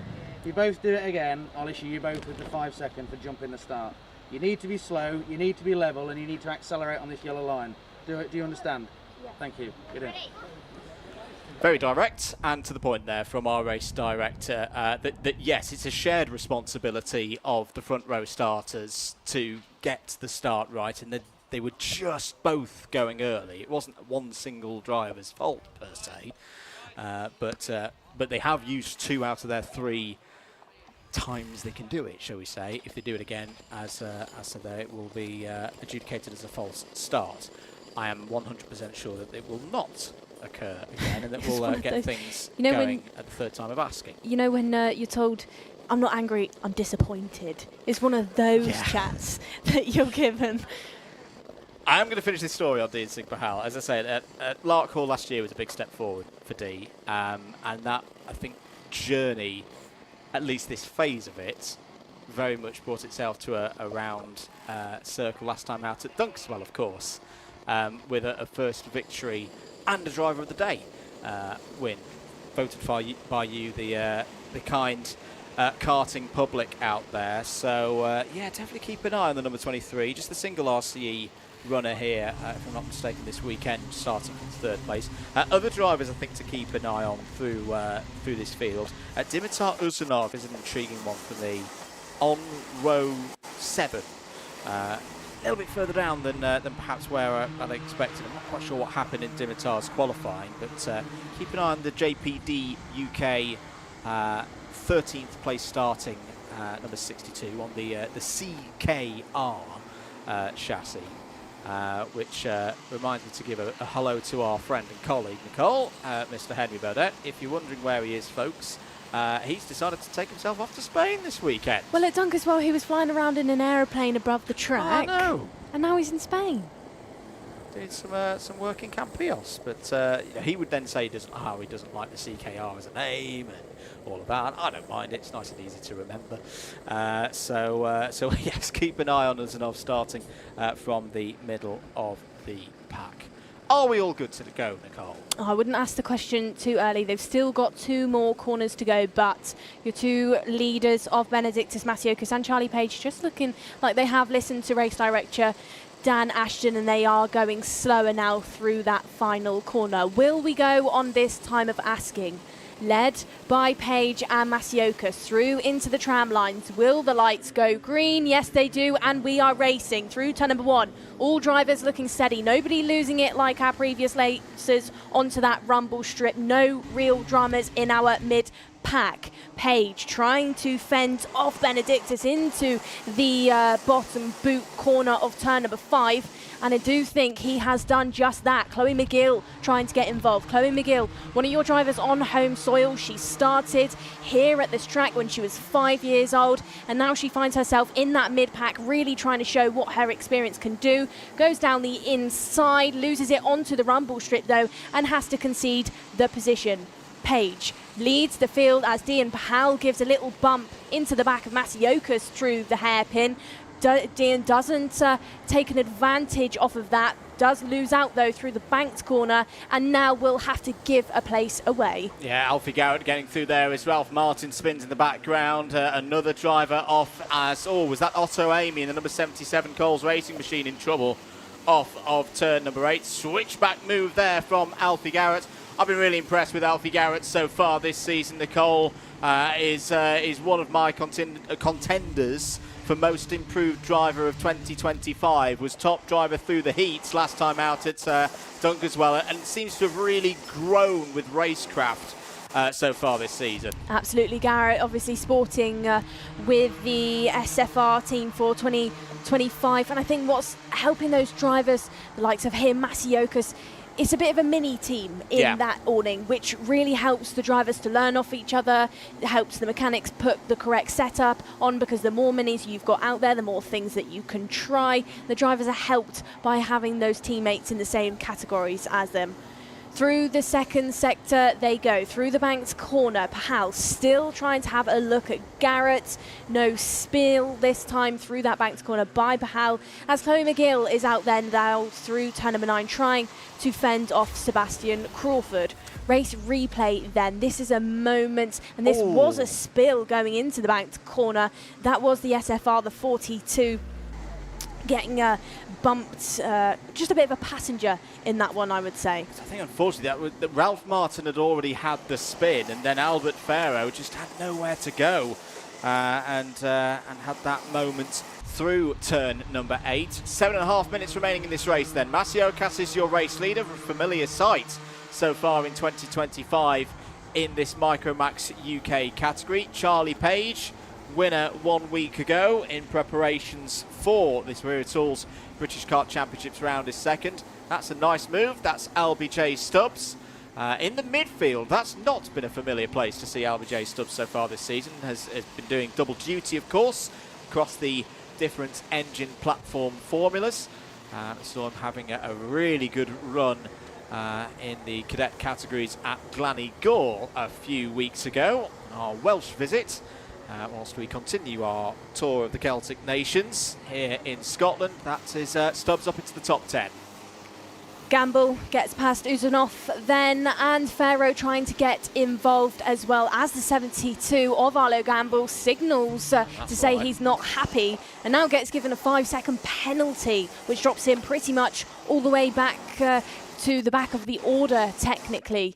Going into turn number 4 then, no drivers trying to attempt anything just yet. Chloe McGill out there. She has managed to break away from Crawford for that 7th place. Dax Farah looking strong there in 6th, as is Dean Pahal in front of him in 5th. A bit of a slowed down lull phase now, where all drivers find themselves with a 1 or 2 kart gap to the driver in front. Masiokas, 1.3 seconds clear from the remainder of the field, puts that fastest lap in and finds himself with some breathing room to Charlie Page in 2nd. Harris Barber looking good there in 3rd as well. Harris Barber, one of your ones to watch from Dunk as well. He's one of your drivers sporting the strawberry livery in the Micromax field this year. Barber under the guidance of, you know, people in the paddock, the likes of Dave Tooley, so he's got a lot of guidance going on in strawberry racing, and he's having a good year so far, I would say. And I hope I don't put the curse on this, but the trend of results so far for Barber this season: 3rd in the final at Wardenlaw, 2nd in the final at Dunk as well. Sure, there's only one way to go for Harris Barber so far this season now here at Larkhall. There is Harris Barber. 3rd at the moment, running a little bit wide. That's okay. Just to be giving a little bit of news on the direction so far this weekend from the race directors, you'll see several sections of blue around the track. There's 2 areas running out of turn 1 and then there running out of turn number 6, where basically scrubbing wide out into that blue curb. That is not a track limits area, whereas if you decided to go and cut through one of the chicanes and on the inside of a corner, that's a little bit of a different story. And of course, our array of CCTV cameras being viewed there by David Manchester in the background, and Zach Drummond, very appropriately here in Scotland, is on driver representative duties here this weekend. Drummond, who's been having a very busy season so far. We've both been watching him racing Nicole out in Europe in the OK Senior category this year. Zach Drummond once again performing that role of giving the drivers perspective of what they're seeing out on track. Yeah, Drummond currently sat 5th in European standings in FIA racing, but he's a driver who's had a lot of success in the cadet categories in the British Kart Championship. He's very familiar with the circuit, so you really couldn't have picked a better driver to sit there alongside David Manchester and give that input into the driver standards. You were just talking about track limits then, Andrew, before we focused on Zach. I actually went out in a kart on Thursday around the circuit, and with the speed that you carry around, you know, I've not driven around here in a while, it's so easy to forget how easy it is to run over those track limits here at the circuit with the pace that you carry, especially through the likes of turn number 2 where that camera shot is. You run so many revs round there, and to lose the karts off onto that rumble is very easy to do. But it's an area where you're not really gaining any time as well. It's a place you definitely don't want to be. And you can get it wrong very easily. Absolutely. 3 minutes to go in this race. Fight for second place. Harris Barber trying to find a way through past Charlie Page here. Charlie doing a really good job to keep things close and competitive. Runs a bit wide there though, and you can see there Harris Barber, after that little mistake from Page, is now all over the rear bumper with the 33. No more is he over the rear bumper because he's ahead, but back comes Charlie Page out of turn number 7. Turn 8 is next. This is where we've seen a few thrills and spills in the shorter wheelbase categories so far today, but Charlie Page holds on to second place for now. Harris Barber looking quick, as we've got 2.5 minutes to go. You have to think of those track limits in a simple way as well, as we've just saw from these two on your screen. You know, if you're finding yourself too far over the rumble strip, you're then driving more meters to get yourself back onto the track. So that's why we've seen these two drivers of Barber and Garrett, you know, mix positions, because you know you've run the rumble, you've had to drive more meters, and then you've lost your speed. So you've lost your momentum exactly as well. That. Charlie Page continues to be under pressure here from Harris Barber, and these two need to be careful because Alfie Garrett's not too far behind. Dax Farah's having a really good run in this race, Nicole. 5th place at the moment for your top rookie. If you're looking at your timing tower on the left-hand side of your screen and wondering what's the difference between the colours, the Wera Tools green, those are all drivers that we've seen in previous editions of this championship. Anyone with a grey or dark grey number board on your tower, those are drivers competing in their first full season of the Wera Tools British Kart Championships. So they're a rookie. They're not a novice. They'll have done other racing on their licences up through the club levels and with other championships. So they're not on novice plates, but they are defined as rookies within the championship. A little bit of a signal there from Chloe McGill's dad. Chloe McGill's having another strong run here. He's actually your biggest mover in this race at the moment, up 7 places. That's a little title shared with Albert Farrow, who's recovered after that moment early on in the race, and is also up 7 places to 11th. Meanwhile, Nicole, the battle for second place continues on. Switch back here from Harris Barber down the inside. Can Barber get the pace off of the corner right? Yes, Barber can. Through into second place. Super move from the driver with the number 12. Yeah, control, but it looks like he maybe is going to lose out to Page, who tries to go down the inside at turn number 7. Concedes the position. Barber will still lead in that second place, but that's opening things up now for Alfie Garrett, sat there in 4th. Towards number 9 they go. This is a pinch point. This is a difficult part of the track to control that slide to get the run into the final corner of turn number 10. Settled down they go though. Barber still leading from Page. No mistake made by him just yet, which is so easy to do in conditions like these, as Page runs wider than Barber through that rumble strip on the exit of turn number 2, but does manage to pull it back onto the track. Page looking slightly unsettled under the braking there, going into 4 and 5, but once more gets it back stuck down to the tarmac and signals to Harris Barber to say go. Push. Side by side they go through towards the tight right-hander, but still Barber doing a good job to fend off Page, sat there in 3rd, who's looking just a little bit rattled, looking a bit frustrated, circulating in these really late stages of their first heat. Yeah, maybe doesn't want to drop into the clutches of Alfie Garrett there in 4th place. Any hope of winning this race in normal circumstances is gone. The gap for Masiokas is simply too big for these two drivers to overhaul. They're going to need some form of mistake from Masiokas or a bit of bad luck perhaps for the O-plate holder. We're on to the last lap of this first heat of the weekend for Micromax UK. There is the number 47 of Alfie Garrett, comfortably holding 4th place at the moment. This will be some good intermediate points for Alfie Garrett. A reminder as well with how the championship scores work on one of these Rotax weekends. There's 2 stages where drivers score points. The first of them first set of championship points awarded after all of the heats, including the super heats, are completed. So that'll be tomorrow afternoon. And then a single set of points as well for the final. Whoa, Harris Barber catches one up there. And out onto the grass goes Charlie Page. That is what you were talking about, Nicole. Those curbs are very slippery indeed. Harris Barber may be a bit lucky to still be holding on to this second place. And Alfie Garrett's not a million miles away. No trouble, though, for Benediktas Masiokas, who continues this form that we've seen since the start of the season at the O-Plate. Masiokas wins yet again in Micromax UK, takes the first heat of the weekend. Second will go to Barber. Third changes hands on the last lap. Garrett got ahead of Page. Fifth for Dax Farah. That's a great result. Singh Pahal 6th. Crawford 7th. Stubbs 8th, but has a +5 second penalty, we should note. So that will move Chloe McGill and Albert Farrow back up the order. They both finished in the top 10 on the road. But another very straightforward victory for Benediktas Masiokas, the driver flying the flag for Lithuania. Continues to be the young man to beat in Micromax UK. To say Barber, Garrett, Page, Farah, Singh Pahal, Crawford, Stubbs, McGill and Farrow all in the top 10 on the road. These results are provisional, of course. Dimitar Uzanov, P11, few positions gained for the JPD UK driver ahead of Arlo Gamble. Arlo Gamble, the other driver who unfortunately has a +5 second penalty in that race. Ralph Martin 13th, Freddie Walker 14th, Otto Amy, Max Armit, William Mazzali and Oliver Woodall completes the running order. Just a quick note on Mazzali. Is here on holiday with his mum and dad. It's actually based in Dubai. Racing.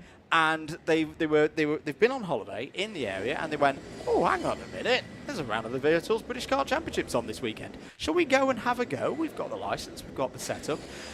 So yeah, I think that's my favourite. I always go and have a chat with the new drivers at the start of a weekend when we've not seen them in earlier rounds of the season. I was like, what's your story? What's brought you here? And William said, we're on holiday. We thought we'd have a go. It's like, that's brilliant. That's one of my favourites so far this year. Good stuff there from Micromax UK. We'll swiftly have to move on. They will be out later this afternoon, of course, for their second heat. But we've got to move on because Honda Cadet are up next.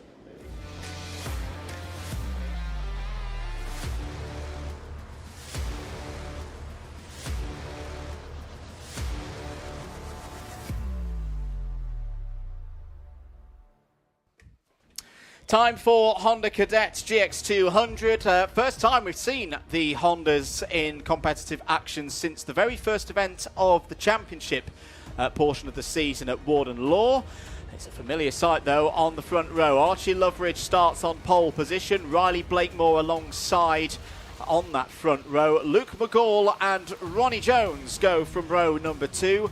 Shailen Srikantan and Archie Cannon go from row 3. Carl Kerr and the returning J.M. Prakash are there on row 4. Part 2 of your grid includes Muluka Bikoki and Jack Cope on row number 5.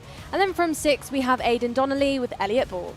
7 includes Oliver Ratton and Harry Grant. So they are on the 13th and 14th spots of your Honda Cadet grid, led by Riley Blakemore and Archie Loveridge on pole. So a standing start, of course, for the Hondas. Very tight in timed qualifying on the best three lap average. 0.01 of a second between Loveridge and Blakemore on that 3 lap average.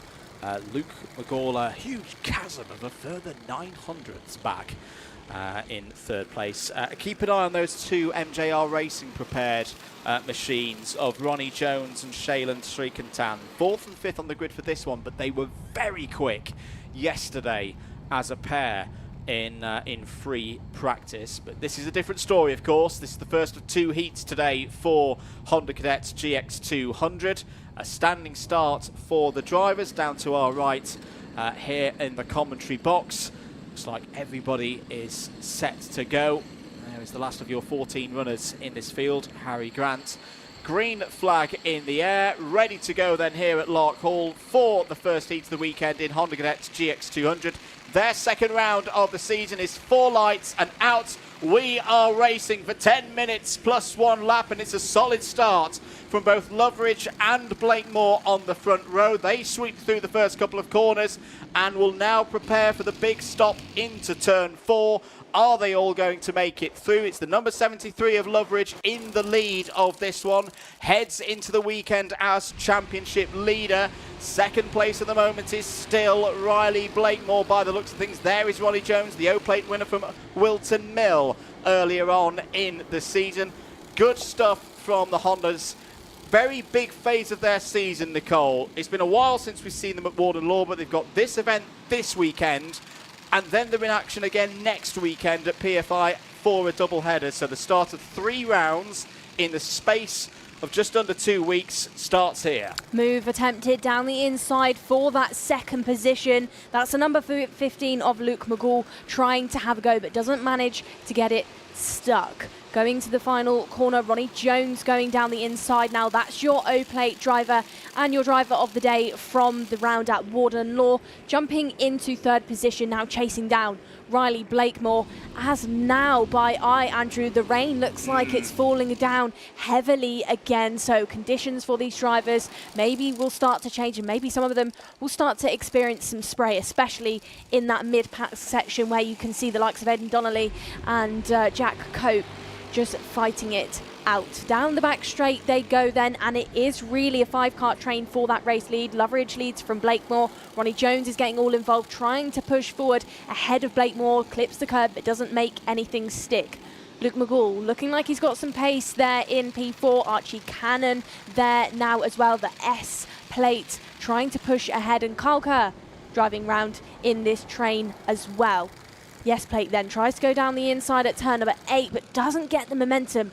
So it's a misleading corner. Sometimes it can look like the drivers have made it stick, but that wider line and the run that the drivers get by running up the hill really does help. And actually, it's quite easy to keep it pinned around the outside and stick to your position. I think it's been a problem for Aidan Donnelly, unfortunately. I did see a Kart had spun at, you guessed it, turn 8. And number 27 of Aidan Donnelly has unfortunately fallen down to 14th place in the order. There's Harry Grant and number 45, dad and lad effort with his dad Zolly.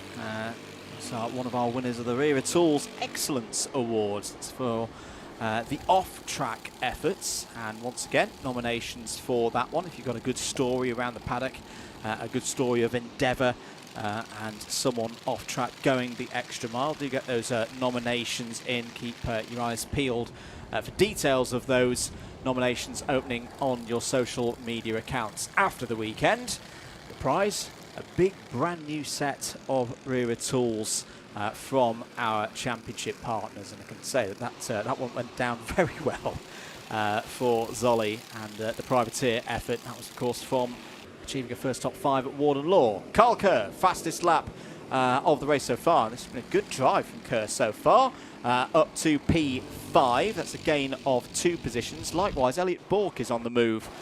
Nicole, in the number 26, up 5 places, and is now running in 7th. Just watched for the 3rd lap in a row then. Jones trying to go through that inside line to take the place for Riley Blakemore. Blakemore then ends up running wide through that final corner.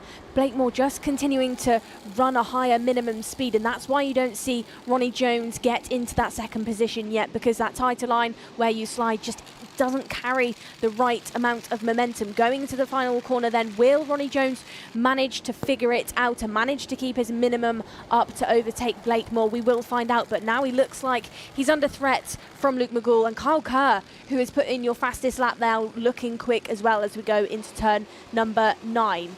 Loveridge leads from Blakemore. Blakemore going slightly wider. There you can see once more Ronnie Jones taking that tighter line, trying to use some of the curbs to get the karts rotated, but doesn't gain any big advantage in pace from doing so, as your race leader of Loveridge almost loses it on that blue bit of track limits on that rumble strip going out of turn number 2. That could have ended in disaster for your race leader, and the gap now between your 1 and 2 drops to just under a 1/10 of a second. Down the back straight they go, and Blakemore looks hungry now as we go into tight right right-hander head under the wind to try and duck under and find that toe to get past your race leader. I saw a lot of big scraps between Loveridge and Blakemore the last time we enjoyed some Honda Cadet racing at Warden Law for event 1 of the season. The difference is they've got company this time in the shape of Ronnie Jones, Luke McCall, Kyle Kerr.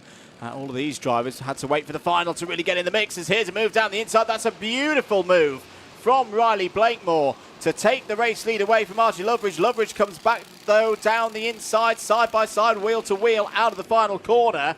4.5 minutes remaining on the clock, and it's a proper Honda Cadet race. This as wide goes Luke McGall over the rumble strip on driver's right-hand side.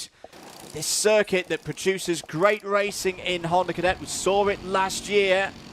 Ambition Motorsport won the round at Larkhall in May 2024 in the hands of Ed Spain. They've got a good chance in this one as well, but right now they've lost the race lead in this first heat. Kart number 68, there he is, Riley Blakemore back at the front of the field looking to build a gap. Luke McGall then hasn't made any mistakes on this later bit of the lap after losing it through that rumble strip. Still trying to chase down Ronnie Jones, sat there in third. Blakemore leads out of turn number 8. The number 14 of Kyle Kerr trying to find a way around Luke McGall once more, but it's just not enough. Doesn't manage to keep that momentum high enough to go down the inside on those slippy conditions. 3.5 minutes to go. Once again, Ronnie Jones looking for that tight line through the final corner. The O-plate still sat in third. No attempt has been given to him just yet, as once more Luke McGall loses it onto the rumble strip, just trying to carry too much pace through turn number 2. I would say not quite learning off of those mistakes just yet. Cannon, driver in P6, your fastest driver out on the circuit, trying to chase down this front pack, trying to look at Kyle Kerr. And keep an eye on this live stream as the weekend progresses, because Archie Cannon on home soil, we were lucky enough to get some onboard footage of him, so maybe drivers at home can learn a thing or two off of Archie, whose dad Ryan also is experienced in karting, and he's a name to watch, I would say, round this track and round this championship as it progresses. Absolutely. 2.5 minutes to go in this first heat of the weekend. Keep your comments coming in, by the way. We are keeping an eye on for who you are supporting, who you are specifically tuning in for. You don't have to be specifically tuning in for anyone. You can be here just for the love of the sport. But let us know where you're watching from as well on this Saturday afternoon here in Scotland. 2 minutes remaining on the clock. No changes in the order in the top 12. So it's still Blakemore from Loveridge, Jones, McGall, Kerr, Cannon, Bork, Bikoki, Srikantan, Jack Cope. Jack Cope having a really good first run of the season. It is, if I'm correct in saying, his first national level race. Has done some club racing. Of course, has worked his way up the Motorsport UK karting pathway, and is running nicely there in now 11th place. Just lost 10th place to Jayan Prakash, who's returning from a bit of a bump that we saw last time out at, not at Wilson Mill, at Warden Law for the first round of the season. Harry Grant, Aidan Donnelly and Oliver Ratton completing the runners in this one right now. 1 minute and 15 seconds to go then. Tight line from Ronnie Jones, and that catches the attention of Archie Loveridge there. Nicole Loveridge just looking to the inside and going, oh, hang on a minute, we've got some challenges here for second place. Does it, but also turns up the temperature dial, because he's just put in that fastest lap in there in second. So I don't think he's put off by that grab in distance by Ronnie Jones, sat there in third. Through turns 4 and 5 they go. These Honda Cadets not choosing to clip that turn 4 curb as down the inside Loveridge goes. Is he going to make it stick? It's a battle between Blakemore and Loveridge gets it done, takes the race lead as we go into the infield hairpin, makes it stick, and Loveridge makes himself your new race leader. 25 seconds left on the clock. Blakemore trying to have a look round the outside, trying to have a look where he can get it back. Loveridge looks over his shoulder, knows that their gap is virtually nothing through turn number 9. These drivers go lone of stern. Ronnie Jones not managing to pick off any position compared to these two in front, but it's a 3-car battle for this race lead as we head into that 5-second mark. Loveridge, your driver in the race lead, goes fastest. Turn that dial up once more, goes Archie through turn number 4 and 5. And like we were saying, they don't clatter that turn number 4 like we see from our Rotax categories. The karts are too small, too light, so if you smash the curbs around this circuit too much, it unsettles the Hondas, and they don't get as much out of it as some of the other categories. Always about momentum is Honda Cadet racing, and that's why we love it. That's why it's such a good teacher of racecraft for these young drivers looking to join quite a illustrious list of names to have won this Honda Cadet title in recent times. The likes of Cian Bernard in 2023, Kenzo Craigie 2022, of course. You know, this is somewhere Behrman once raced. Yeah. Oliver Behrman was a Honda Cadet. I actually used to race him in Honda Cadet. So it's somewhere where big drivers like, you know, Ollie Behrman learn their craft. As we've got now a challenge going on between Loveridge and Blakemore once more. Side by side they go through turn number 2. Loveridge holds on to it for now, but Blakemore still looking hungry there in second place. Tries to go the long way round towards turn number 4. Nothing just yet. Ronnie Jones has dropped off of the back of them. Through 5 they go. They disappear behind the barrier, but it is still Archie Loveridge who is leading out there in the front. Blakemore still head under, ducks towards that steering wheel, turns the lock on to get a run through the sharp right-hander. No challenge. Is he going to dive down the inside? No, he can't. Loveridge holding on to it, looking strong, looking hungry. They'll go round the bank corner. Is the challenge going to be on? Goes defensive, goes Blakemore round the outside. Loveridge tries it, goes up the bank, side by side they go. Into turn number 9. Who's going to have it? It's Loveridge. Goes round the outside, long way around, and jumps into your race lead. Brilliant no, he doesn't. stuff. No, he doesn't. It's the 7. Yes, he does. Archie Loveridge, he takes it. So there we go, 68 from 73. Riley Blakemore with a brave move round the outside, out of turn 8, takes the first heat of the weekend. But that is just the first episode in what is going to be a really good scrap this weekend in Honda Cadet. Archie Loveridge P2, Ronnie Jones a solid 3rd, Luke McGall and Archie Cannon complete the top 5 on the road. Kyle Kerr 6th, Elliot Bork 7th. That should make Bork your biggest mover in the race. Yes, it does, up 5 spots. Luca Bikocki, Shailin Srikantana and Jayan Prakash complete the top 10. But all smiles for Riley Blakemore. Riley takes the latest battle between himself and Archie Loveridge, starts the weekend 3rd in the championship's standings. Could well be moving up with more drives like that across the course of this weekend. Jack Cope, P11 on a first run at a national level Honda Cadet race. That's a super run for Cope, who was in the 104s late on. So, hey, only half a second off the ultimate pace in that race. That's a really impressive performance, if you ask me. Aidan Donnelly, P12. Oliver Ratton, 13th. Little bit of trouble for Harry Grant, unfortunately, so far today at P14, but we know that Grant can bounce back from adversity. Drivers heading into pit lane there. I really liked there, Nicole. Hopefully we'll have time to see it in the highlights in a few moments' time. The racing respect. We talk about race with respect a lot. That's what we mean, isn't it, Nicole? That you know, it could have easily been a case of Loveridge on the inside could have washed out, but they gave each other racing room across the course of that last lap, Loveridge and Blakemore, so that was really good to see. Let's actually have a little look at the highlights from that one. Nicole, take us through it. So standing start as always for our Hondas. Drivers getting off the line really well. Some of your mid-pack field, the likes of Jayan Prakash and Kyle Kerr getting all involved as well. Early stages then, we did have a bit of a breakaway. Ronnie Jones was trying to push forward, and the number 14 as well of Kyle Kerr, like we said, had a good race start.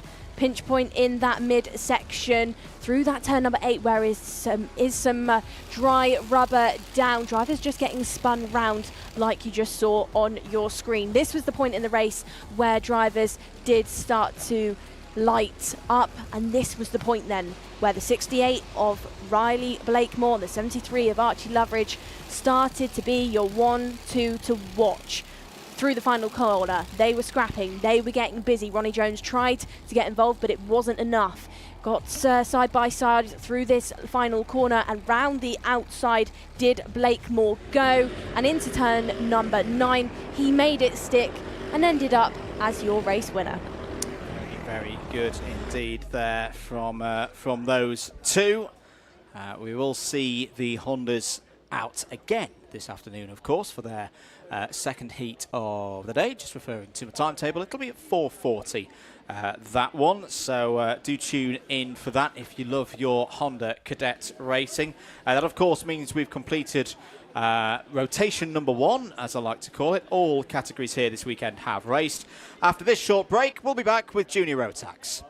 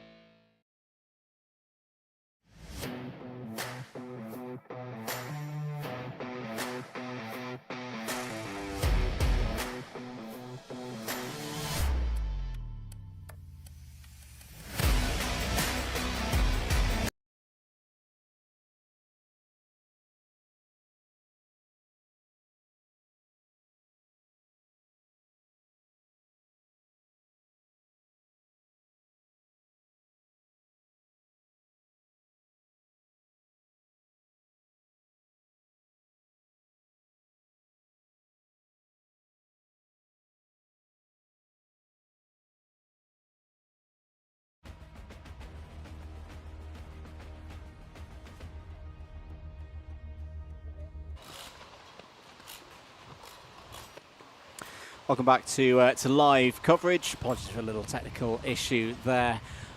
You're watching Event 5 of the Wera Tools British Kart Championships for 2025. Andrew Mather and Nicole Sutherland on commentary duties for you today. Don't worry, you're not missing anything at the circuit. This is a scheduled 10-minute break before we get going with the second round of heats at Larkhall.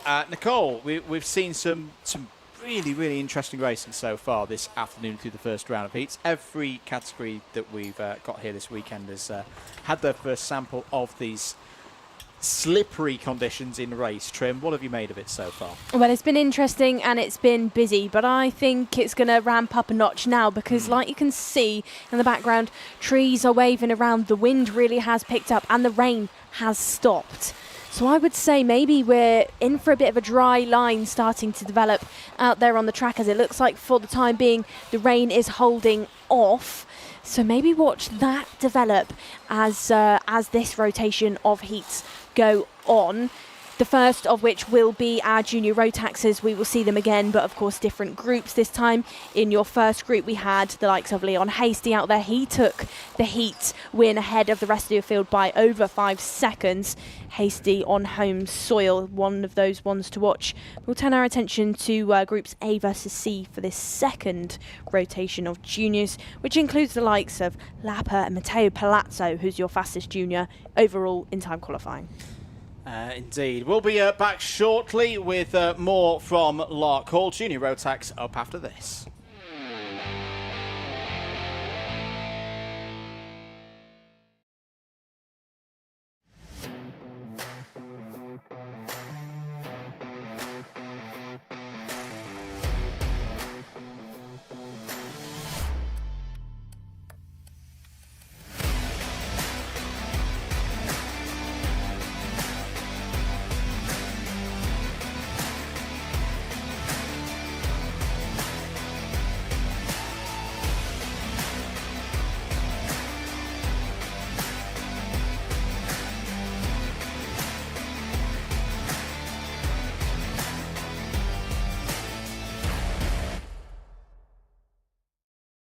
Here at Demon Tweaked, you probably know us for our massive cartwear range. We've got everything from suits, boots, gloves and helmets from the biggest brands in the business. But we are so much more than that, because if you're looking for kart parts, well, we've got you covered too. We've got everything from Rotax parts, sprockets and chains, discs and pads, data loggers and dashers, fuel tanks, steering wheels, bead breakers, and loads more. But of course, it doesn't just stop at the track, and if you're looking to build your skills in the sim, then we've got everything you're going to need to build the ultimate rig. So whether you're just getting started or you're already at the top of your game, Demon Tweaks has got you. Motorsport is naturally a fast-paced and dynamic environment. Dealing with a specialist insurance advisor helps to ensure that your specific needs are covered. We have access to a complete portfolio of products including personal accident, on-track damage, property and event liabilities and cancellation. We can help drivers, teams and manufacturers, event organisers and circuit owners and venues. Visit marshsport.co.uk/motorsport to find out more. Welcome back to live pictures here at Larkhall International Event 5 of the Wera Tools British Kart Championships. Don't worry, you're not missing any action at the moment. We are getting ready though for our second heat for Junior Rotax. It'll be the first appearance for Group A. A very interesting list of drivers in that one. The second heat for anyone in Group C. Also of interest, Nicole, we are receiving reports, we'll find out in due course whether they are true or not. Everyone's on slicks apparently for this next race. What do you make of that? I should be a weatherman. I said that. It looked like it was drying. Yeah, I think this is one of those circuits as well where drivers go with the majority. I think if one person puts them on, the remainder do. And I actually heard a mechanic say that earlier on as well. He said if he sees, one or two go for a different tyre, you'd be more easily swayed than if you were at some other circuits where the surface is a bit different. It dries out much quicker than you'd think around this track. And, by eye, looking out the commentary box window, there definitely is a dry line out there. Yeah, it's a lot brighter than it was earlier on in the afternoon. It's a lot brighter than it was for the vast majority of yesterday's free practice, but it'll still be pretty chilly out there on the racing surface. Again, for all the drivers coming up in this next round of heats, could be 10 minutes plus 1 lap. Well, there is the news. That's the 220 of Eson Seng, driver who has been to the Rotax Grand Finals before, racing for Taiwan. This is where I'll have to get Mr. Baudet's big box of stats out to see if we've had a driver from Taiwan before in these Wera Tools British Kart Championships.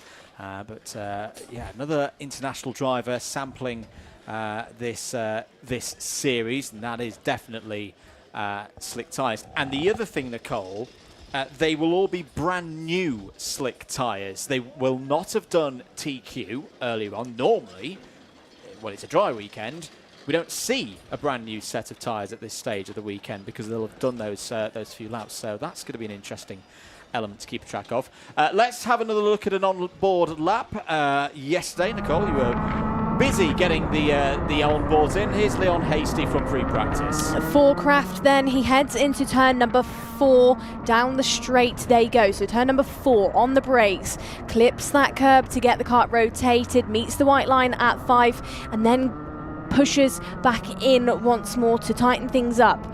Down at the back straight they go, and you'll see drivers driving on the right hand side. That's to make the back straight shorter in distance. It's not typically, you wouldn't see drivers do that too often. Mostly you stick to the left, but here you go to the right, as it is misleading. That straight is on an angle. Tight through the hairpin they go. You can just see Leon avoided that sausage curb, doesn't want to grab it to make it wheel spin.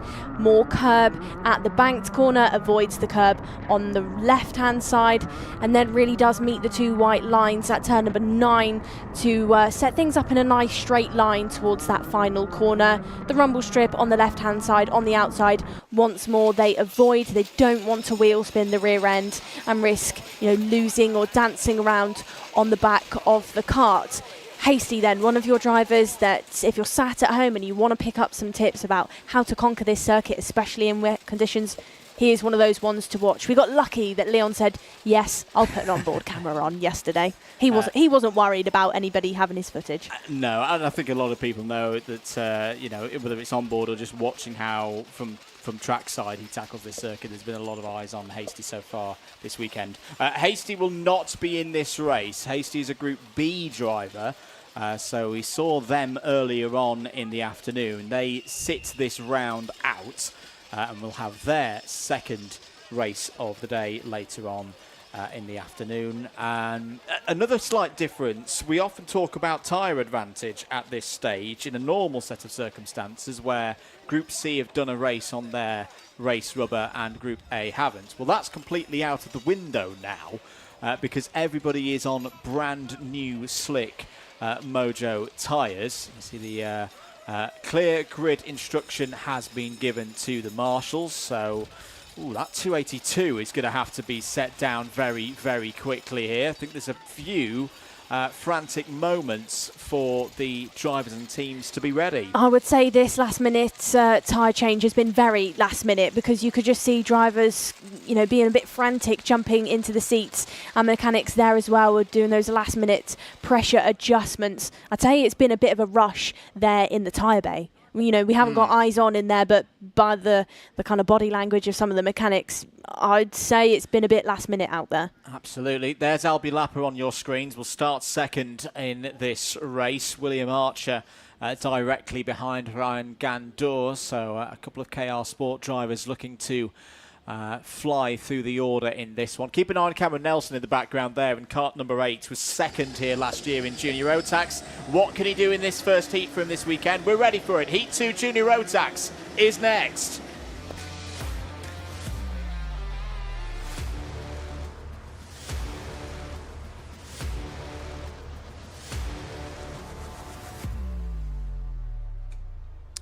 Heat 2 for Junior Rotax, first appearance of the day for Group A, second for Group C, and it's Matteo Palazzo, the Scottish qualifying king, on pole alongside Albie Lapper. Jacob Ashcroft is on row 2, joined by William Archer. Ryan Gandour and Cole Denham go from row number 3. On row 4, it's Cameron Nelson and Ewan House. Row number 5 looks like Sebastian Luge with Harry Freeman, and then from 6 we have Finley Buck and Connor Large. 7 includes Albert Friend with James Kell, and then from row number 8 for Hunter it's Alfie McBain, and for DHR it's Harry Taylor.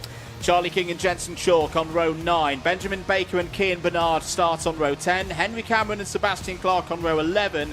Shane Chandaria and DeJohn Bennett from 12. Jack Collinson and Maxim Kerwin on row 13. Isan Seng completes the 27-strong field, which I'm hearing in my ears, Nicole, is not an all-slick field. That there is a mix of slick and wet tyres out there. Now, unfortunately, I don't think we know the exact kart numbers of who's on slicks. I think it's majority on slicks, minority on wet.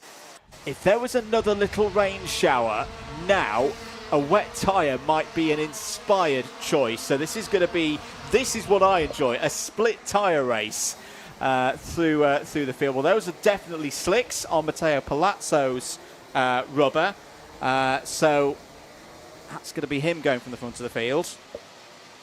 Here we go then. You can definitely tell your front end of the order are on those slick tyres. That's why they're weaving the way they are. You can see Cameron Nelson there just going side to side, trying to scrub off that shine that covers that new tyre, which is slippy, trying to get as much of that as they can, trying to generate some initial early on heat into the Mojo rubber. Who is going to go out on wets, we will shortly find out. But for now, our field is led by Albie Lapper and Matteo Palazzo as the lights go green. Under the start-finish gantry, they go and they are racing. Good start by Palazzo. Swipes across the rest of the field. And I also saw Cameron Nelson there get the jump early on. Now follows Jacob Ashcroft into the boot corner. Drama in that mid-pack section. Albie Friend gets mounted there on the back of somebody, and 3 karts are off at turn number 5. That's the problem with slick tyres when they're cold and still in greasy conditions. I actually think that there aren't any wet tyre runners out there, but we have got drivers who've had problems early on. Further problems down at turn number 7. We've not even reached turn number 8 yet, and we've been seeing plenty of dramas through this part of the circuit so far today. Looking pretty clean at the front of the order.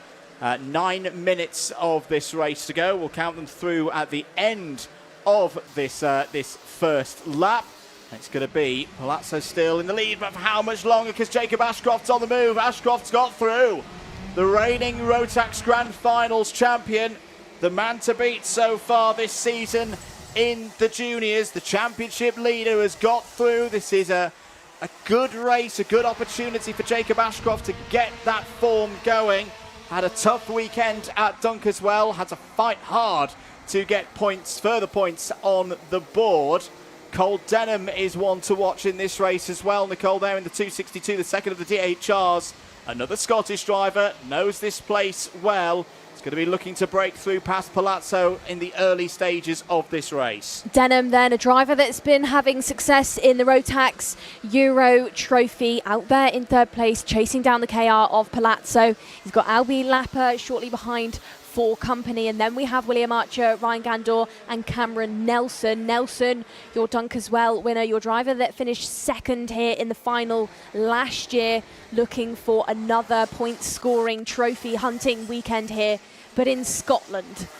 Out of turn number 4 they go. Ashcroft, half a second now in the lead, fastest driver on the circuit with that clean air, not tripping over anyone out there on the front, which is an advantage when you're on that newer, fresher rubber. Denham almost getting it wrong going onto the rumble strip on the start back straight, but it doesn't put him off for long as he goes down the inside of Palazzo. Palazzo now losing the position to Lapper as well, who goes down and follows through with Cole Denham.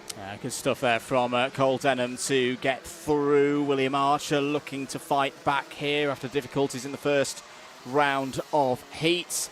Down the inside goes the KR of Palazzo, nearly 3 wide off of the final corner. Through goes Ryan Gandor. That was a lovely move from Ryan Gandor on his 2 teammates, the Canadian up to P4. Good stuff by Gandor then, 2 for the price of 1, but these 3 KRs don't want to trip over each other now, because the last thing you want to do is crash with a teammate, especially in a heat. Denham now trying to fend off Lapper there in second. Both clipping the curb, pretty similar lines from them. Once again, wide goes Denham onto that rumble strip, but it doesn't put him off, continues that momentum, keeps his foot in to keep the cart bolted to the circuit.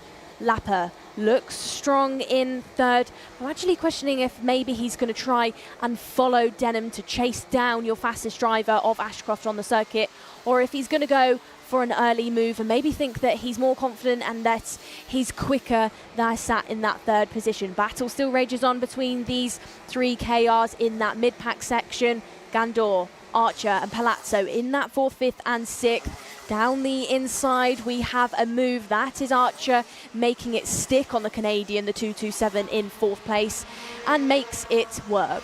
This is the only category this weekend where there will be a cut-off. Not everybody will make it through to the final 34 list of drivers on Sunday. For William Archer, this is an important race. He was disqualified from the first race for not obeying flag signals, had a mechanical flag during that first heat of the afternoon. So it's not out of it yet, but he needs a big result here to make sure he's not got to do too much work when we get to those super heats tomorrow morning. All of that you'll be able to watch here with your Motorsport UK live broadcast, brought to you by Alpha Live.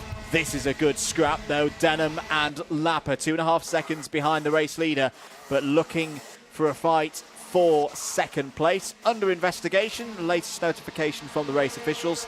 That's for Harry Taylor in the 253, currently in 14th place. Taylor then, a driver that was in minis here last year, now in junior for a bit of a development and a learning year, but finds himself in a bit of hot water. Last year it was a P12 in minis. Can he jump up the order in junior? I'd actually say he's having a stronger year in the junior category compared to what he had last year in the minis. He's starting to come into his own a bit more and starting to learn how to put his elbows out in certain situations, but within this race maybe just question marks over if he's done that a little bit too much. Ashcroft not letting off the gas out there in the front, continues to put in those purple sectors and laps. It's 2.6 seconds clear from the remainder of the field. Archer finds himself breaking away from his 2 KR teammates of Palazzo and Gandor. He's given himself a nice gap there, like we was talking about Hasty earlier on in our first rotation of heats, Andrew, William Archer, taller driver, can shift the weight around the kart in slippy conditions, as we've got Albie Lapper making a move down the inside through the hairpin, makes it stick on Cole Denham and finds himself in second position. Archer now maybe will be helped by that and will be able to get the legs on the two in front. Those two didn't battle out too much for that position, but would have lost a little bit of pace there. But going back to Archer, maybe a bit of an advantage in these slippier, colder conditions where he can shift his weight around the kart, generate a bit more temperature into the D2 tyre, as we've got drama out there for one of the Coles out of turn number 8. That's the 226, having to park it on the exit of the corner. Yeah, I just saw that out of the commentary box window, Nicole. It's Ewan House who is running up in the top 10. So Ewan House, one of the home favourites, second in the club meeting here last week, unfortunately is out of this second heat. That is going to be a story that will follow just a single waved yellow into turn number 8. So no overtaking through this part of the circuit. It's not the end of the weekend for House, but he's going to need a big result now in the super heats tomorrow. And remember, the grids for the super heats are determined by the overnight intermediate scores, i.e. if you've done really, really well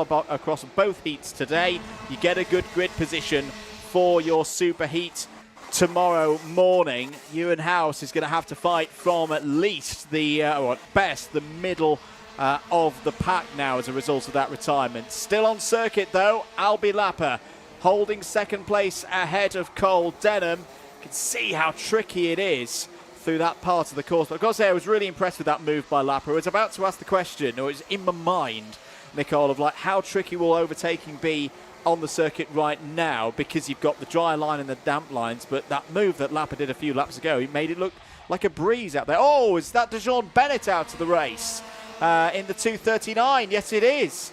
What a torrid day Coles Racing are having. That's a second problem of the day for DeJean Bennett. Was running in the top 20 in this race.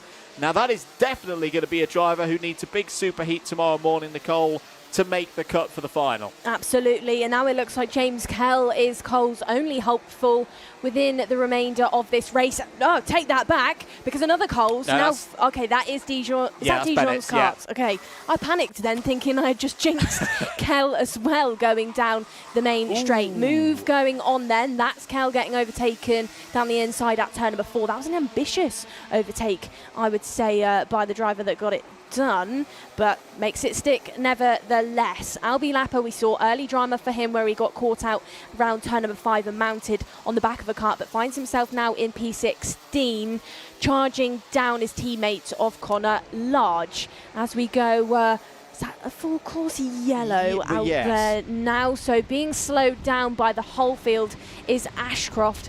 Ashcroft now finds Albie Lapper right on his back bumper as we go under this procedure in the race. So yeah, slow procedure's been called, and I imagine that is for the stranded 2:39 of DeJean Bennett, which is in a really, really tricky place for track workers, marshals, incident marshals to recover. There is DeJean Bennett out of the kart. Now the 278 is not his, that's Harry Freeman. So Harry Freeman's out of this race. Yes, there he is. So Harry Freeman's out of this race as well, although that was from the very start of things. So slow procedure is called. 20 seconds to go. Now we will wait to see whether this one gets going again. If there are static yellows through the last couple of marshal posts, then that's clearly a waving yellow, but that's at marshal post 6. If I remember correctly from the driver's briefing earlier on this weekend, it's marshal posts 8 and 9. Where if we are due to go again, the static yellows will be held. That's almost like a little preemptive warning to the drivers to say, we're going to go green this time around. Either way, it will be final lap after this one. Jacob Ashcroft will be getting ready then for a potential restart. Didn't quite see whether the yellow was static or waved at MP8. So we'll wait and see. No, yeah, we are going green. So it's going to be a one-lap sprint to the end of this second heat for Junior Rotax. That was perfectly done by Jacob Ashcroft, who knows the importance of this race. Right now, he would be on for 0 points for one race. It would be a shared tie of the intermediate lead with Leon Hasty, but there's going to be opportunities for everybody else to gain some last-minute positions in this second heat of the day. For anyone in Group C, this is an important one for the story of their weekend. Good work from Ashcroft through turn 6. Turn 7 will be next. Has got to hit his braking marker. Good cover from Lapper as well to hold on to second place. Archer's trying to get an overlap there with Denham to take third. That, I think, is going to be the story for Cole Denham to hold on to this third place. Ashcroft is gone. Lapper is gone as well. As who was that? That was one of the Sam Pollitt Racing drivers spinning around, potentially in an incident with the rear tools back to Cian Bernard. But Ashcroft wins. A very, very pacey finish there. Was it one of the Hunter Motorsport drivers off? It was Alfie McBain in the 215, and Sebastian Lucia thought there was an SPR off in all of that. So they fall down the order. That shows you how much tyre temperature was out there on circuit, steaming there on Alfie McBain's front right. But Ashcroft with a very assured performance there. That was not easy. He wins it, though, from Albie Lapper. Cole Denham third, Ryan Gandor and William Archer in the top 5. Good drive from Benjamin Baker, up 13 positions into the top 6. Cameron Nelson 7th, Matteo Palazzo 8th. Cian Bernard and Shane Chandaria both in the top 10, both of them gaining double figures in terms of positions gained. Conor Large 11th, Charlie King, Finley Buck, Jensen Chalk and Albie Friend all in the top 15. Not a positive result there for Albie Friend. Sebastian Clark, James Kell, Maxim Kerwin, Eason Seng and Henry Cameron all in the top 20. Jack Collington up to 21st ahead of Sebastian Lush and Harry Taylor. So more bad luck for Harry Taylor in the late stages there. Alfie McBain, Deshaun Bennett, Ewan House and Harry Freeman did not see the checkered flag. Good stuff, though, by your Rotax Grand Final champion of 2024. Jacob Ashcroft to take that race win despite, that slow procedure that we had out there, and Albie Lapper, being on his back bumper once more, still leads the race, a 1.9 second race win. There you can see 3 drivers on the screen. That is Cole Denham, Ashcroft and Lapper just discussing the race with each other. Your 1, 2 and 3 for your second junior heat of the day. Just looking through the intermediate points before we move to our next feature. Hasty and Ashcroft will enter the A versus B race both on 0 points. Wolfert and Denham will be on 3. Albie Lapper's in a really nice position, I think, in the intermediate classification. 2 races. Yes, he's 5th at the moment on 4 points, but could move further up depending on how results go later on in the last race.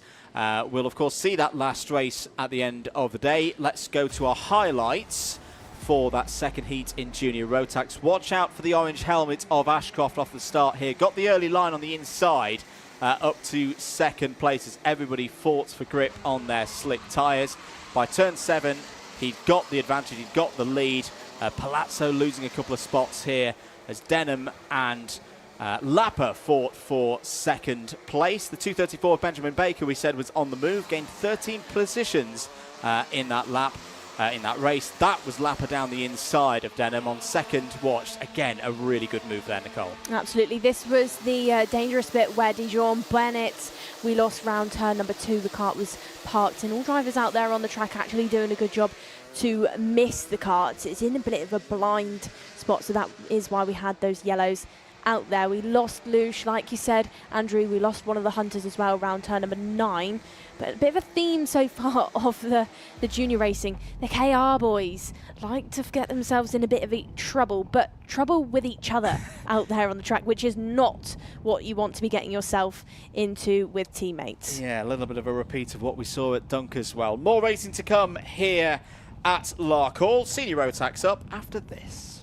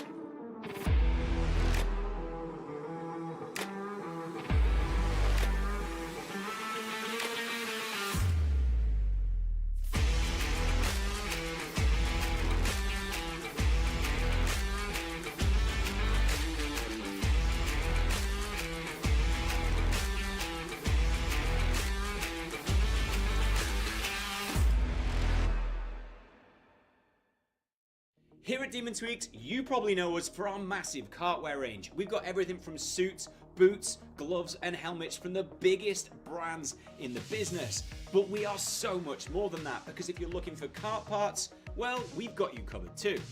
We've got everything from Rotax parts, sprockets and chains, discs and pads, data loggers and dashers, fuel tanks, steering wheels, bead breakers, and loads more. But of course, it doesn't just stop at the track, and if you're looking to build your skills in the sim, then we've got everything you're going to need to build the ultimate rig. So whether you're just getting started or you're already at the top of your game, Demon Tweaks has got you.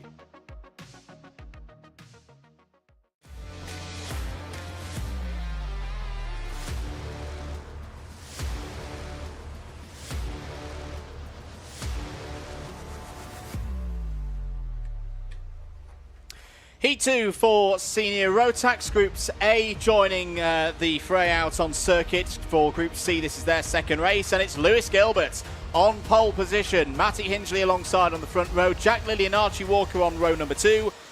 William Antrobus and Lewis Goff go from row 3. Joshua Graham and Neo Clark go from row 4. Row number 5 includes Angus Scrivener with Jack Gillingham, and then from 6 we have John Brown with Cian Garrity. 7 for Hunter is Ewan Charman, and for Strawberry it's Charlie Smith. And then it's Kai Hunter himself, joined by Luke Bates for row number 8. Row number 9, Jay Kennedy on his return after 2 years away. Deacon Russell alongside Adam Wooden and Harrison Crowther go from row 10. Miles Roby and William Pemble completes the 22 runners. So, at least from that picture, looks like it's slick tyres all round for everybody. Arguably the favourites for this weekend, Lewis Gilbert on pole position. Knows this circuit very well, of course. Won here in 2023 for the Wera Tools British Kart Championships, and is your championship leader heading into this weekend. Into the tram lines for Heat 2 for Senior Rotax. The lights are out. We are racing for 10 minutes plus 1 lap. Good start for those on the inside line. Hinchley did his best to try and hold into second place, but it's the number 10 of Jack Lilly who's taken that spot away from the Welshman through turn 4 and 5. That's looking a little... Oh, spoke too soon. Someone got pitched around on the exit of that complex. Who is going to be able to make it through this first lap? Good start, though, for Lewis Gilbert. It's been on great form so far this year, Nicole. But like we've been talking with Leon Hasty in the same morning for Craft Motorsport, this is a big weekend for Lewis Gilbert and his hopes of becoming British champion in Senior Rotax for 2025. You've got to think on the balance of things, he's got to score well this weekend. Absolutely. We've lost somebody in the back of the field then at turn number 8. I think that's one of the crafts getting lost up there. That's Jay Kennedy. It was one of the crafts. Now ending up on the wall, beached on that bank. Through turn number 4 they go. Hinchley got it wrong again at that race start, is now having to pick off positions to jump back up in the order. Currently sat P5. But going back to Lewis Gilbert there, Andrew, he's one of your drivers that's been going on, you know, he's been going for a while now, and I think he'll just keep going until he can get to that British Championship. As we now have the yellows out there on the circuit, and believe that will be because of the craft that's parked at turn number 8. This now will throw a spanner in the works, as your drivers will get bunched up into one long train of karts. See drivers just out there trying to weave, trying to get some temperature in the tyres so that when they get that restart, they're more than ready to go. Let's have a look at a replay of what happened here through turn number 8. So the 671 of Jay Kennedy. Oh, it's just going to get pinched in the middle there. The 396 of William Pemble, who I also thought was in a bit of bother on that first lap, was hopped up into the air. Cian Garrity may well have been the driver that we saw in trouble at turn 4 and 5. That 396 is not going anywhere quickly. Ben Axel on the rear right for Pemble. He's better just pulling that one in and getting some early work done to get the kart ready for later on in the weekend, and does so. So we stay under slow procedure.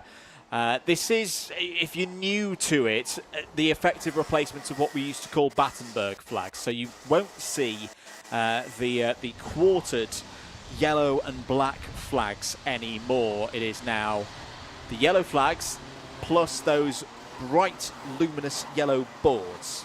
This is a feature that's been brought across from European-based racing into the Wera Tools British Kart Championships. And for the senior drivers, a number of them run on the continent. Many of them last week were at Genk for the latest round of the Rotax Euro Trophy, so they'll be very familiar with these. One driver who will not be happy with this slow procedure, I imagine, Nicole, is Cian Geraghty. Yes, this procedure has brought him back into the pack, but he's also losing time to get through the pack. So 20th place at the moment for a driver who will be heading to PF International in a few weeks' time to see if he can get another Kart Masters victory on his CV. Lewis Gilbert doing a very clever job here of winding the time down as much as possible. Yeah, take as long as he can.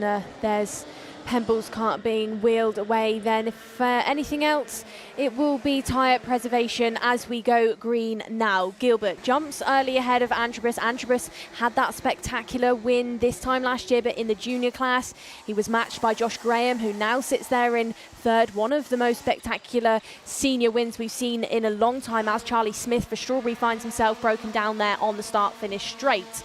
Down the back straight, all drivers go. It's Gilbert that leads from Antrobus. Graham, Hingley now sat there in fourth. Lewis Goff all getting involved as well, as John Brown is in the fight. Jack Lilly is there, Walker, Charman, and now Kai Hunter breaks into the top 10, up by 7 positions after a poor qualifying. Graham sat on that defensive line ahead of Matty Hingley, doesn't want to give the position up, but a challenge is going on between the two through turn number 9. Hingley loses out though, and is going to look like he's in a bit of trouble with Lewis Goff. Yeah, some really strong drivers in this heat in terms of their Larkhall records. Lewis Gilbert's Larkhall record speaks for itself. William Antrobus was your winner in the junior race here last year. Joshua Graham won the senior race, so 1, 2, 3 all have experience being P1 on a Sunday here in Scotland. Just to note, great work by the track workers and the marshals down at the pit straight. They were able to clear Charlie Smith's kart in speedy fashion and avoid the need for any further slow procedures. So that was great work by the team there. There's Archie Walker having a good fight with the number 9 of Ewan Sharman. Sharman was down the inside there. Did he get the move done? We'll cut back to it as we go over the line. In fact, Kai Hunter got through past his teammates, so there's a bit of a Hunter brawl in the middle there of your screen. Kai Hunter has won round this place as well in previous visits to Larkhall.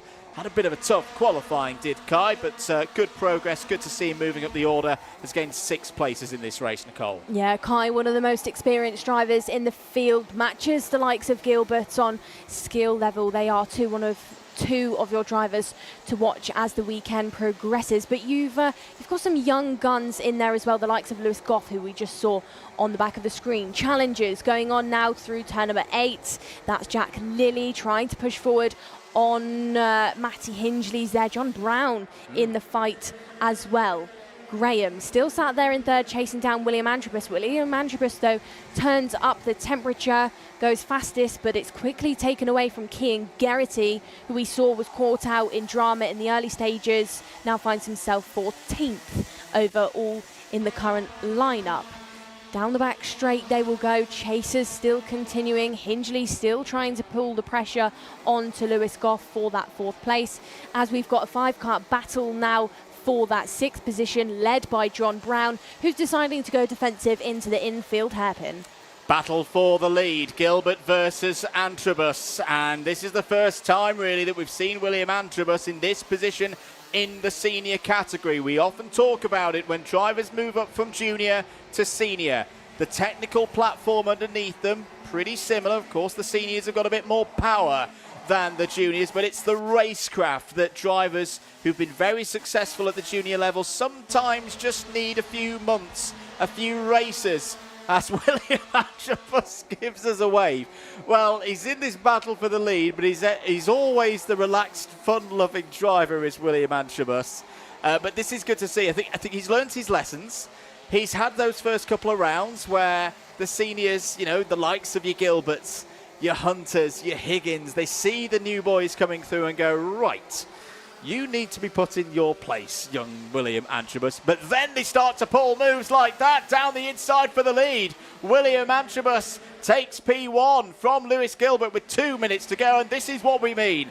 He's well and truly arrived this weekend as Antrobus. He knows he's strong round here. He took that great win in the Junior Rotax race last year, one of those first wins, those breakthrough wins for Sam Pollitt Racing. The work that they've done with these Kart Republic chassis over the last 14 months has been much talked about, and this is why Antrobus now, Nicole, is driving away from Lewis Gilbert. Antrobus then, like you said, gave Gilbert a bit of a wave to say, hi, I'm here and I'm coming for you. Made the move stick, but how will Gilbert just respond? Because he's not one of those drivers that is put off by mind games. He's still right there. And I think he will try and have a go back at Antrobus for that race lead. 0.2 of a second splits up the two as they go under the start-finish gantry. Almost 0.3 now as Antrobus runs a bit more rumble strip out of the exit of turn number 2, and that gives Gilbert a bit of momentum towards turn number 4 and 5. Now Antrobus looks a bit shaky on the exit of the corner. Gilbert now signals back to him, replicates that communication that William gave him on the previous couple of laps. It's on between these two once more. Antrobus almost gets it wrong on the rumble strip. That brings Gilbert right onto his tail. Challenge now into turn number 8. Gilbert does not have the run out of the hairpin. Will he have it on the exit of 8 going in towards 9? No, he doesn't, but they're bumper to bumper. 28 seconds left on the clock. We're on the late stages. If Gilbert's going to do it, it needs to be now. When will he pull the pin? As we've got some of the younger drivers out there, he looks a bit stressed there watching on at our seniors. Joshua Graham sat there in third, but he's not close enough to maybe take part of this battle for the race lead. It's still definitely on between Antrobus and Lewis Gilbert. This is going to be a real test for William Antrobus. Lewis Gilbert round Larkhall, right on your rear bumper. Yes, this is a heat, but if Antrobus could hold on to this one, this would be a really, really confidence-boosting victory. But not if Gilbert throws it down the inside like that. Brilliant stuff from the Scotsman. That is why he is so feared by the rest of this senior Rotax field round Larkhall. But back comes Antrobus back down the inside, nearly onto the grass before turn 9. We've still got a lap to go of this. I'll just remind you folks, it's only Heats Day Saturday. This is tremendous stuff from the senior Rotax drivers. And Joshua Graham's not out of this as well. He can smell a potential P1 in this race. He took that position last year, of course. Along the run to turn number 6 again. Gilbert still holds the lead. Antrobus there in P2. Gilbert steps to the inside, defends, stops it in the middle of the corner. Nothing Antrobus can do about that, but here comes Graham to the inside line again. Goes Gilbert. Switchback attempt by Joshua Graham. Doesn't work this time around. Lewis Goff is closing it as well in the second of those Sam Pollitt racing machines in P4. But Lewis Gilbert, so many times so far this season, we've seen him use his racing brain to end out on top. It's only a heat, but it could be a telling part of the weekend. Lewis Gilbert takes heat 2 from William Antrobus. Joshua Graham P3. Lewis Goff 4th. Matty Hindley finishes there in 5th. That's his 2 heats done. Brown, Charman, Hunter, Geraghty, Walker complete your top 10. I don't know about you, Nicole, but I thoroughly enjoyed that. That was a fantastic race, and Lewis Gilbert proves once again why he is one of the favourites here this weekend. Well, he's one of your favourites because of that track knowledge and that history, that career that he's got, but he's followed closely behind by your driver that won it in juniors here last year and your driver that won it in seniors here last year. So keep your eyes and ears on the senior racing this weekend, ladies and gentlemen, because it's going to be feisty. Remainder of your grid then included the likes of Archie Walker, Jack Lilly, Harrison Crowther, Neo Clark, Deacon Russell, and Angus Scrivener as your top 15. Then we had Jack Gillingham, Miles Roby, Adam Wooden and Luke Bate as the remainder of your finishers. We of course lost the likes of Charlie Smith, William Pemble and Jay Kennedy throughout the race. We saw damage to Pemble's back axle. We saw Smith break down on the start-finish line, and Jay Kennedy, of course, we lost round turn number 8. He got caught out around the banking. Lewis Gilbert, though, pulls over off the weighing scales. And good race from your top two then. Exciting stuff. I wouldn't be surprised if it gets even busier than that, Andrew, as the weekend progresses. As I say, it's a busy weekend, not just in motorsport, but the sporting world, the entertainment world as well, of course. But I tell you what, make sure you're tuned in for 5:30 when we have the final excuses. senior. Oh, very good, very good. For the final heats in seniors. Just to run down the intermediate classification: Gilbert and Bishop both on 0, Higgins and Antrobus both on 2. They will all be in that race at 5:30 for heat number 3. So there's 4 reasons to tune in. Graham and Bartle on 3, Ingram and Brown on 6, Charman and West on 7. That's how your top 10 stands in senior Rotax after 2 of the 3 heats scheduled here today. Quick run down the rest of the order as well. We've obviously got Minimax and Micromax coming up, Honda Cadet as well. Let's take a look at some of the highlights from that really, really good second heat of the weekend for senior Rotax. Nicole, take us through it. Lewis Gilbert then was your driver. That was a bullet out of gate, and once more Matty Hingley got it wrong on the exit of turn number 2 and ran too much rumble strip. That was the moment then between Kean Garrity and Jay Kennedy round turn number 8. We of course lost Jay Kennedy. Busy stuff in our midfield section. It included the likes of Archie Walker getting all involved, and then this was the point where Kean Garrity was trying to pick off more places once more. All 3 hunters, so Charman, Kai Hunter, and you had one of the others there, had a bit to say to each other. Archie Walker once more getting involved, Kai trying to pick off places to jump up the order. In the end, it was in 7th place gain for Hunter. This was the point though. William Antrobus giving Lewis Gilbert that little wave to say, I've arrived. Gilbert returned the favour when Antrobus got the race lead through the infield hairpin. William was trying everything he could in the late stages to pick the place back off. It brought in Joshua Graham and Lewis Goff into the fight, but it wasn't quite enough. Gilbert snatched it away once more and crossed the line as your race leader, but it was only a 1/10 of a second ahead. That is it from our seniors though. There's more to come up, but not before this.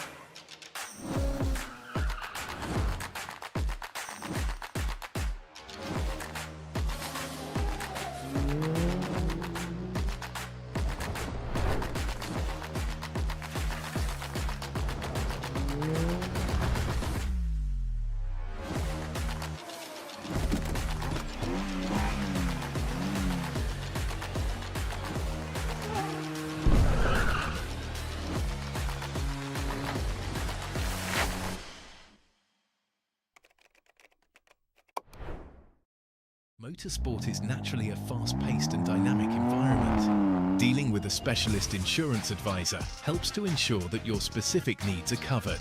We have access to a complete portfolio of products including personal accident, on-track damage, property and event liabilities and cancellation. We can help drivers, teams and manufacturers, event organisers and circuit owners and venues. Visit marshsport.co.uk/motorsport to find out more. Welcome back everybody to Larkhall. It's event 5 of the Wera Tools British Kart Championships. Big thanks to all of our championship partners and sponsors. We could not bring this racing action to you without them. We're getting ready, Nicole, for Minimax 950, race 8 of the day, the second heat for them, the last heat of the day before we get to those super heats tomorrow.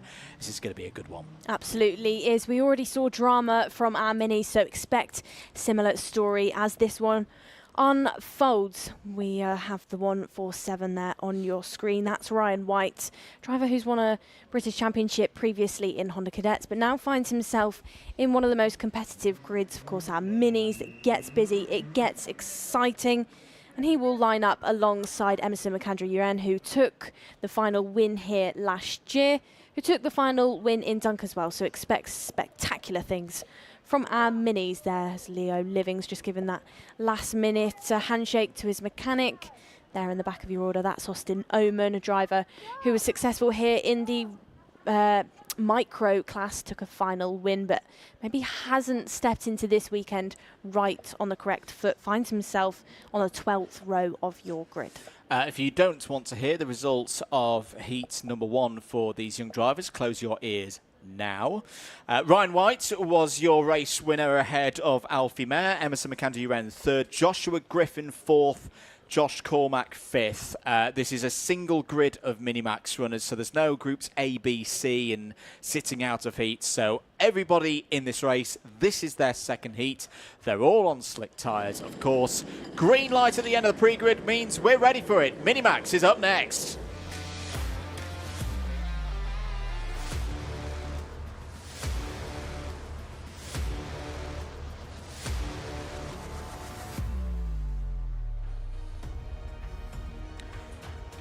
Let's take you through the grid then for heat number 2 in Minimax 950. Ryan White looking to make it 2 from 2. Starts on pole, joined on the front row by Emerson McAndrew-Uren.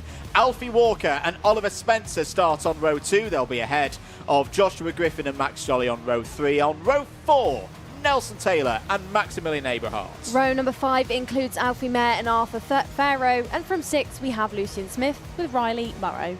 7, Otis Cleary and Tom Reed, and going from row number 8 we have Josh Cormack on home soil alongside James Devereaux for Coles Racing. Row number 9 is Aidan Hammond and Leo Living. Sebastian Behrman and Joshua Cook will look to move from row number 10. James Roots and Jensen Walker start on 11. Fraser Anderson has been strong so far this weekend, as has Austin Oman in race trim. They go from row 12. Harry Radcliffe and Christian Sanguinetti go from row 13. It's 26 drivers in the total field. As the field heads round into the tram lines, are we going to be racing at the first time of asking? Yes, we are. Here we go. Big, important race. The second heat of the weekend. Oh, there's already trouble in the midfield there. There was a half spin, possibly for Maximilian Eberhardt. As down the inside there goes the 191. No, it's Nelson Taylor who is in trouble. So Nelson Taylor, who started this race on the 4th row of the grid, is immediately out of contention. At the front of the field, though, it is Ryan White, who convincingly won the first heat earlier on here today. If he wins this race, he'll have pole position for the super heat tomorrow and be best positioned to take a first 65-point haul of his season. But he has got the challenges from the likes of Alfie Ward. Alfie Ward there for SFR Motorsport, who've been one of the big surprises in a way of this season so far. A name that's experienced in other regions of the world but have really broken through in the micro and mini max categories so far in 2025 in these British Kart Championships. They've got another chance for a race win here, but here comes Emerson McAndrew around the outside into turn 4. Brilliant move there by the winner last time out, Nicole. He's up to second place. Well, Ollie Spencer got it wrong on that previous lap and opened the door to Joshua Griffin, but it looks like Griffin has got back past, and now you've got Alfie Ward challenging Griffin as well.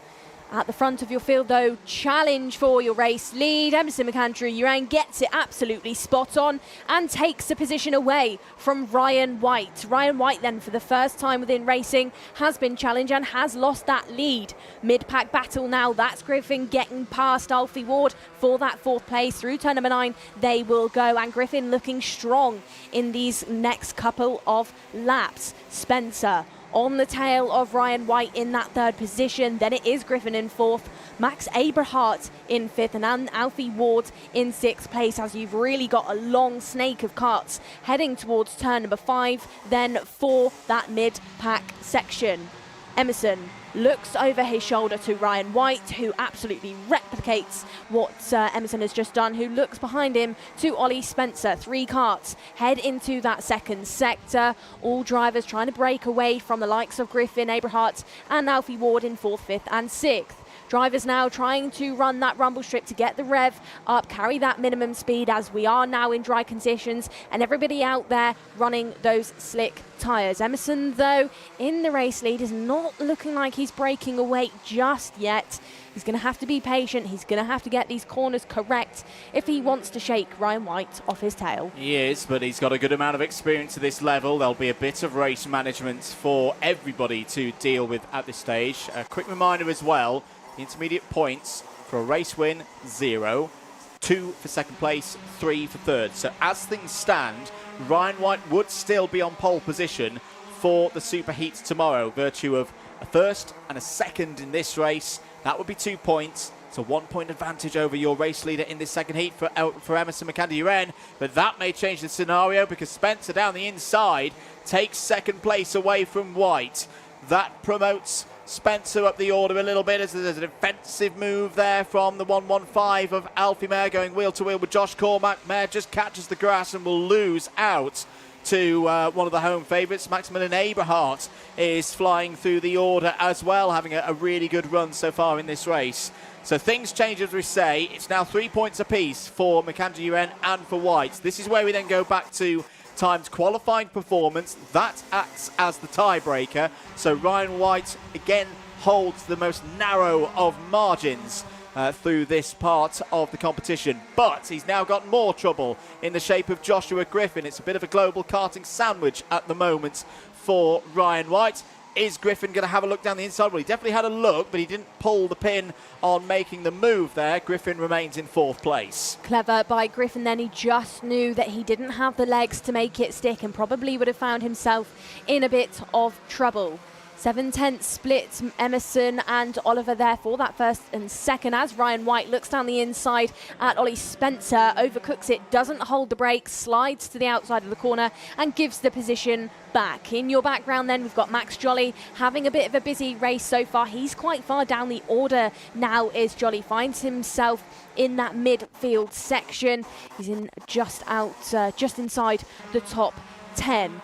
Still, it's those 3 karts of Spencer, Ryan White and Joshua Griffin battling it out for that second position. And it is now 1.1 seconds that splits up Emerson and Oliver.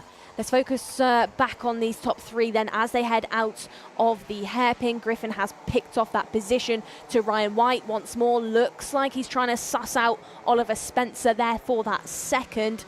Spencer, like we mentioned earlier on in the weekend, Andrew, team change for him going into this round of the championship and is looking stronger this weekend compared to what he looked like with KR as Griffin now goes down the inside at turn number 1. Has Ryan White managed to follow him through as well? Yes, he has, so it is a change now for second position. It's Griffin from White from Ollie Spencer. Yeah, a bit of a curious move there from Spencer, expecting him to at least put a half defensive move in, but clearly feeling that his teammates got the better pace right now, and maybe this order is the prime way to pull that 1.42 second gap to the leader back. 4 minutes to go then.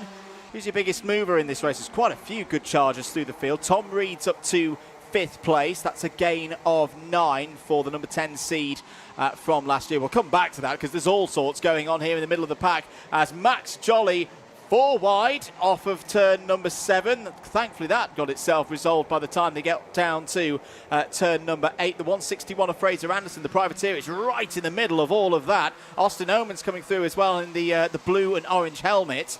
A known quantity round this circuit, very strong in race trim. Oh, Fraser Anderson unfortunately now feeling the side there of Josh Cormack slips down to 12th place, but keep an eye on Fraser Anderson. It's not going to notice in this commentary box that he's been having a good meeting so far and had a good run last week in the prep for this one as well. 3.25 minutes to go. Here once again is your fight between Oman and that's Riley Murrow in the middle of all of that. No, I don't think it is. Not on this occasion. So it's investigation for the O plate of Max Jolly. Riley Murray is actually a little bit further up the order. Less than 3 minutes to go. Still McAndrew-Wren leading from Griffin by 1.34. Ryan White has got back to 3rd place. And curiously, Oliver Spencer, just no pace at the moment as Cormac tries a move on Livings. Doesn't quite work out. Beautiful positioning there by Alfie Mayer in the 115 to double switch back out of turn 10. Yeah, well read by Mayer then. Going into turn number 4, Livings just trying to sort himself out after losing those positions, but it looks like he's maybe going to lose one more now.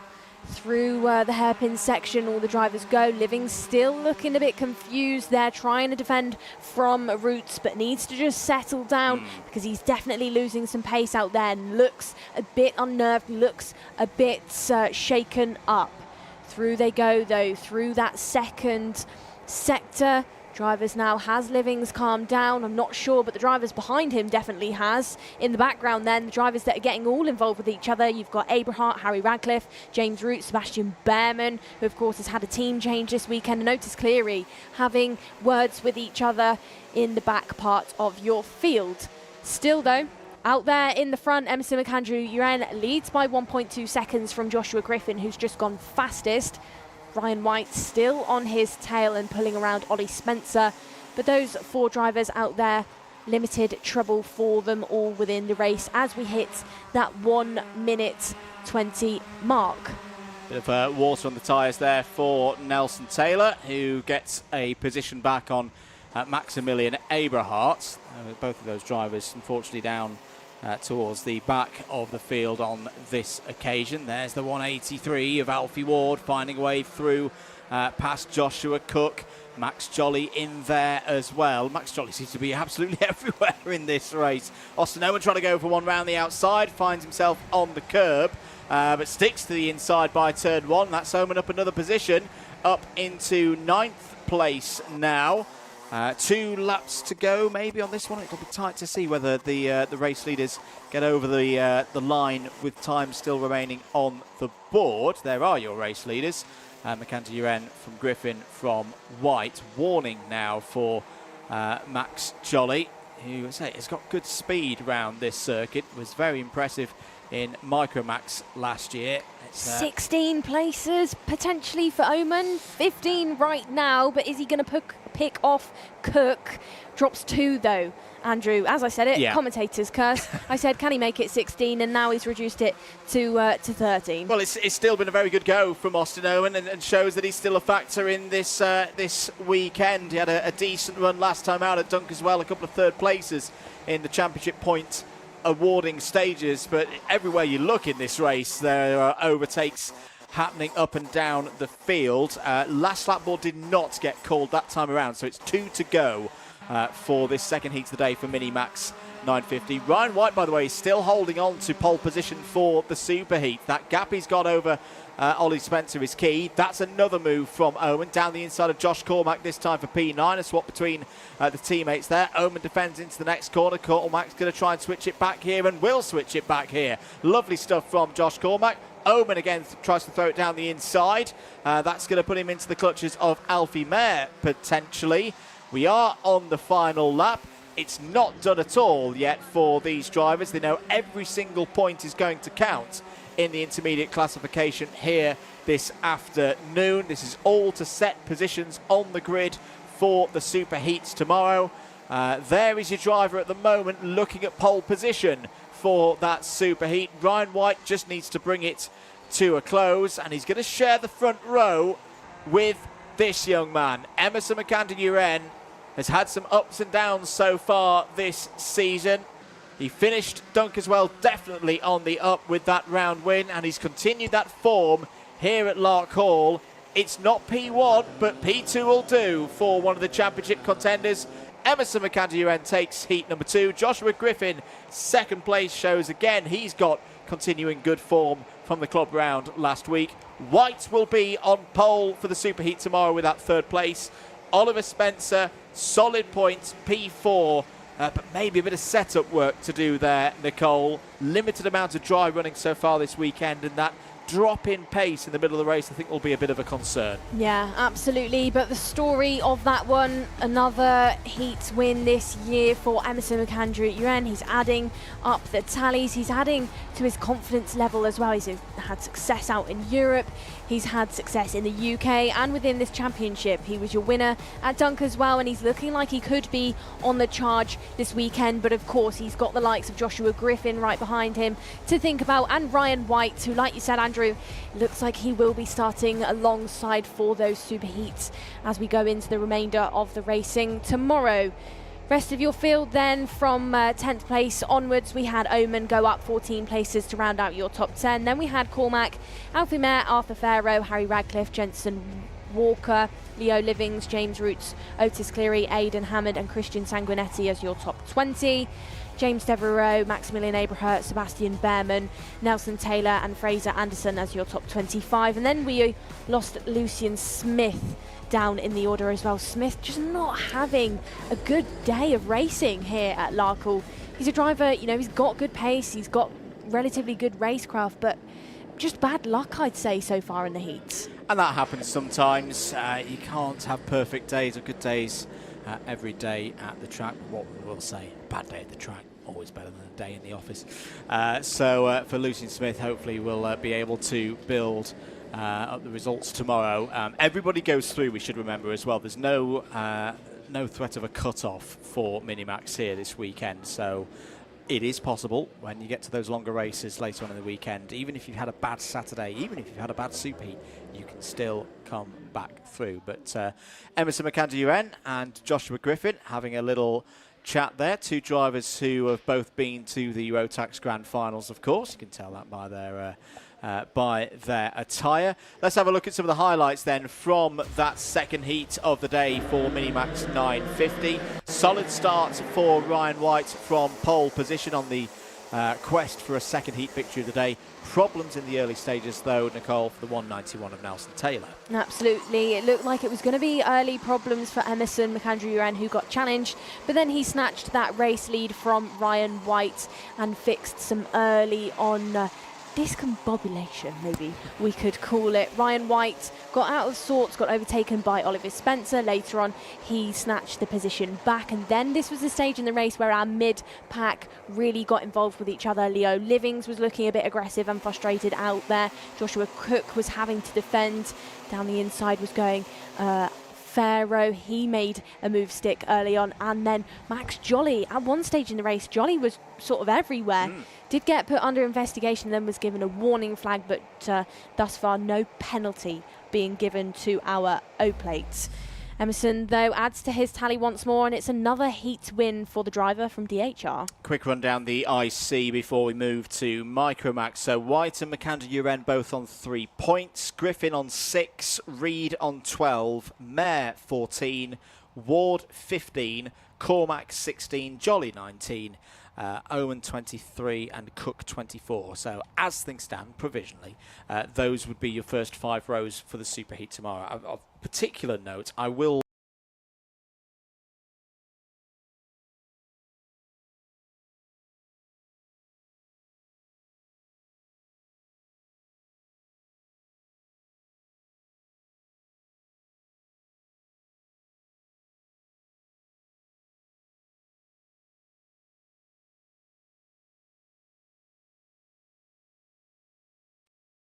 It a big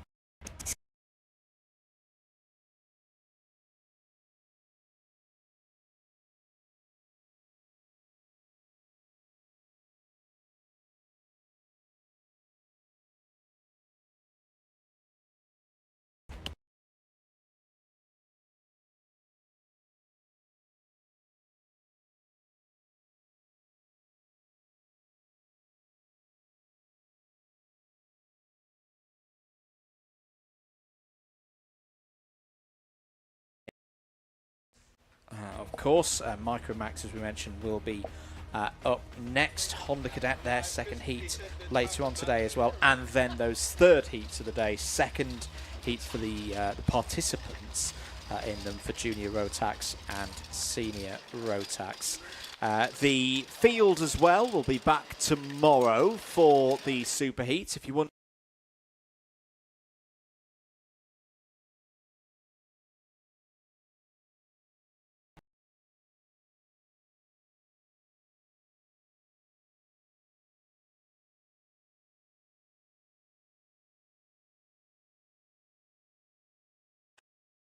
the first of the finals, junior.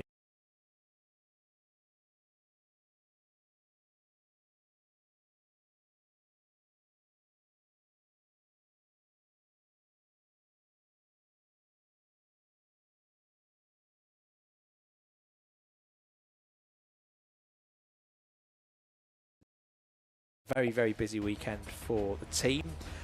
So if you're watching us and, for example, missing the Club 100 at the Rotax competition at Clay Pigeon, you can watch that back at your level, at your leisure. Nicole? You can also tune into social channels. We've got a lot of content going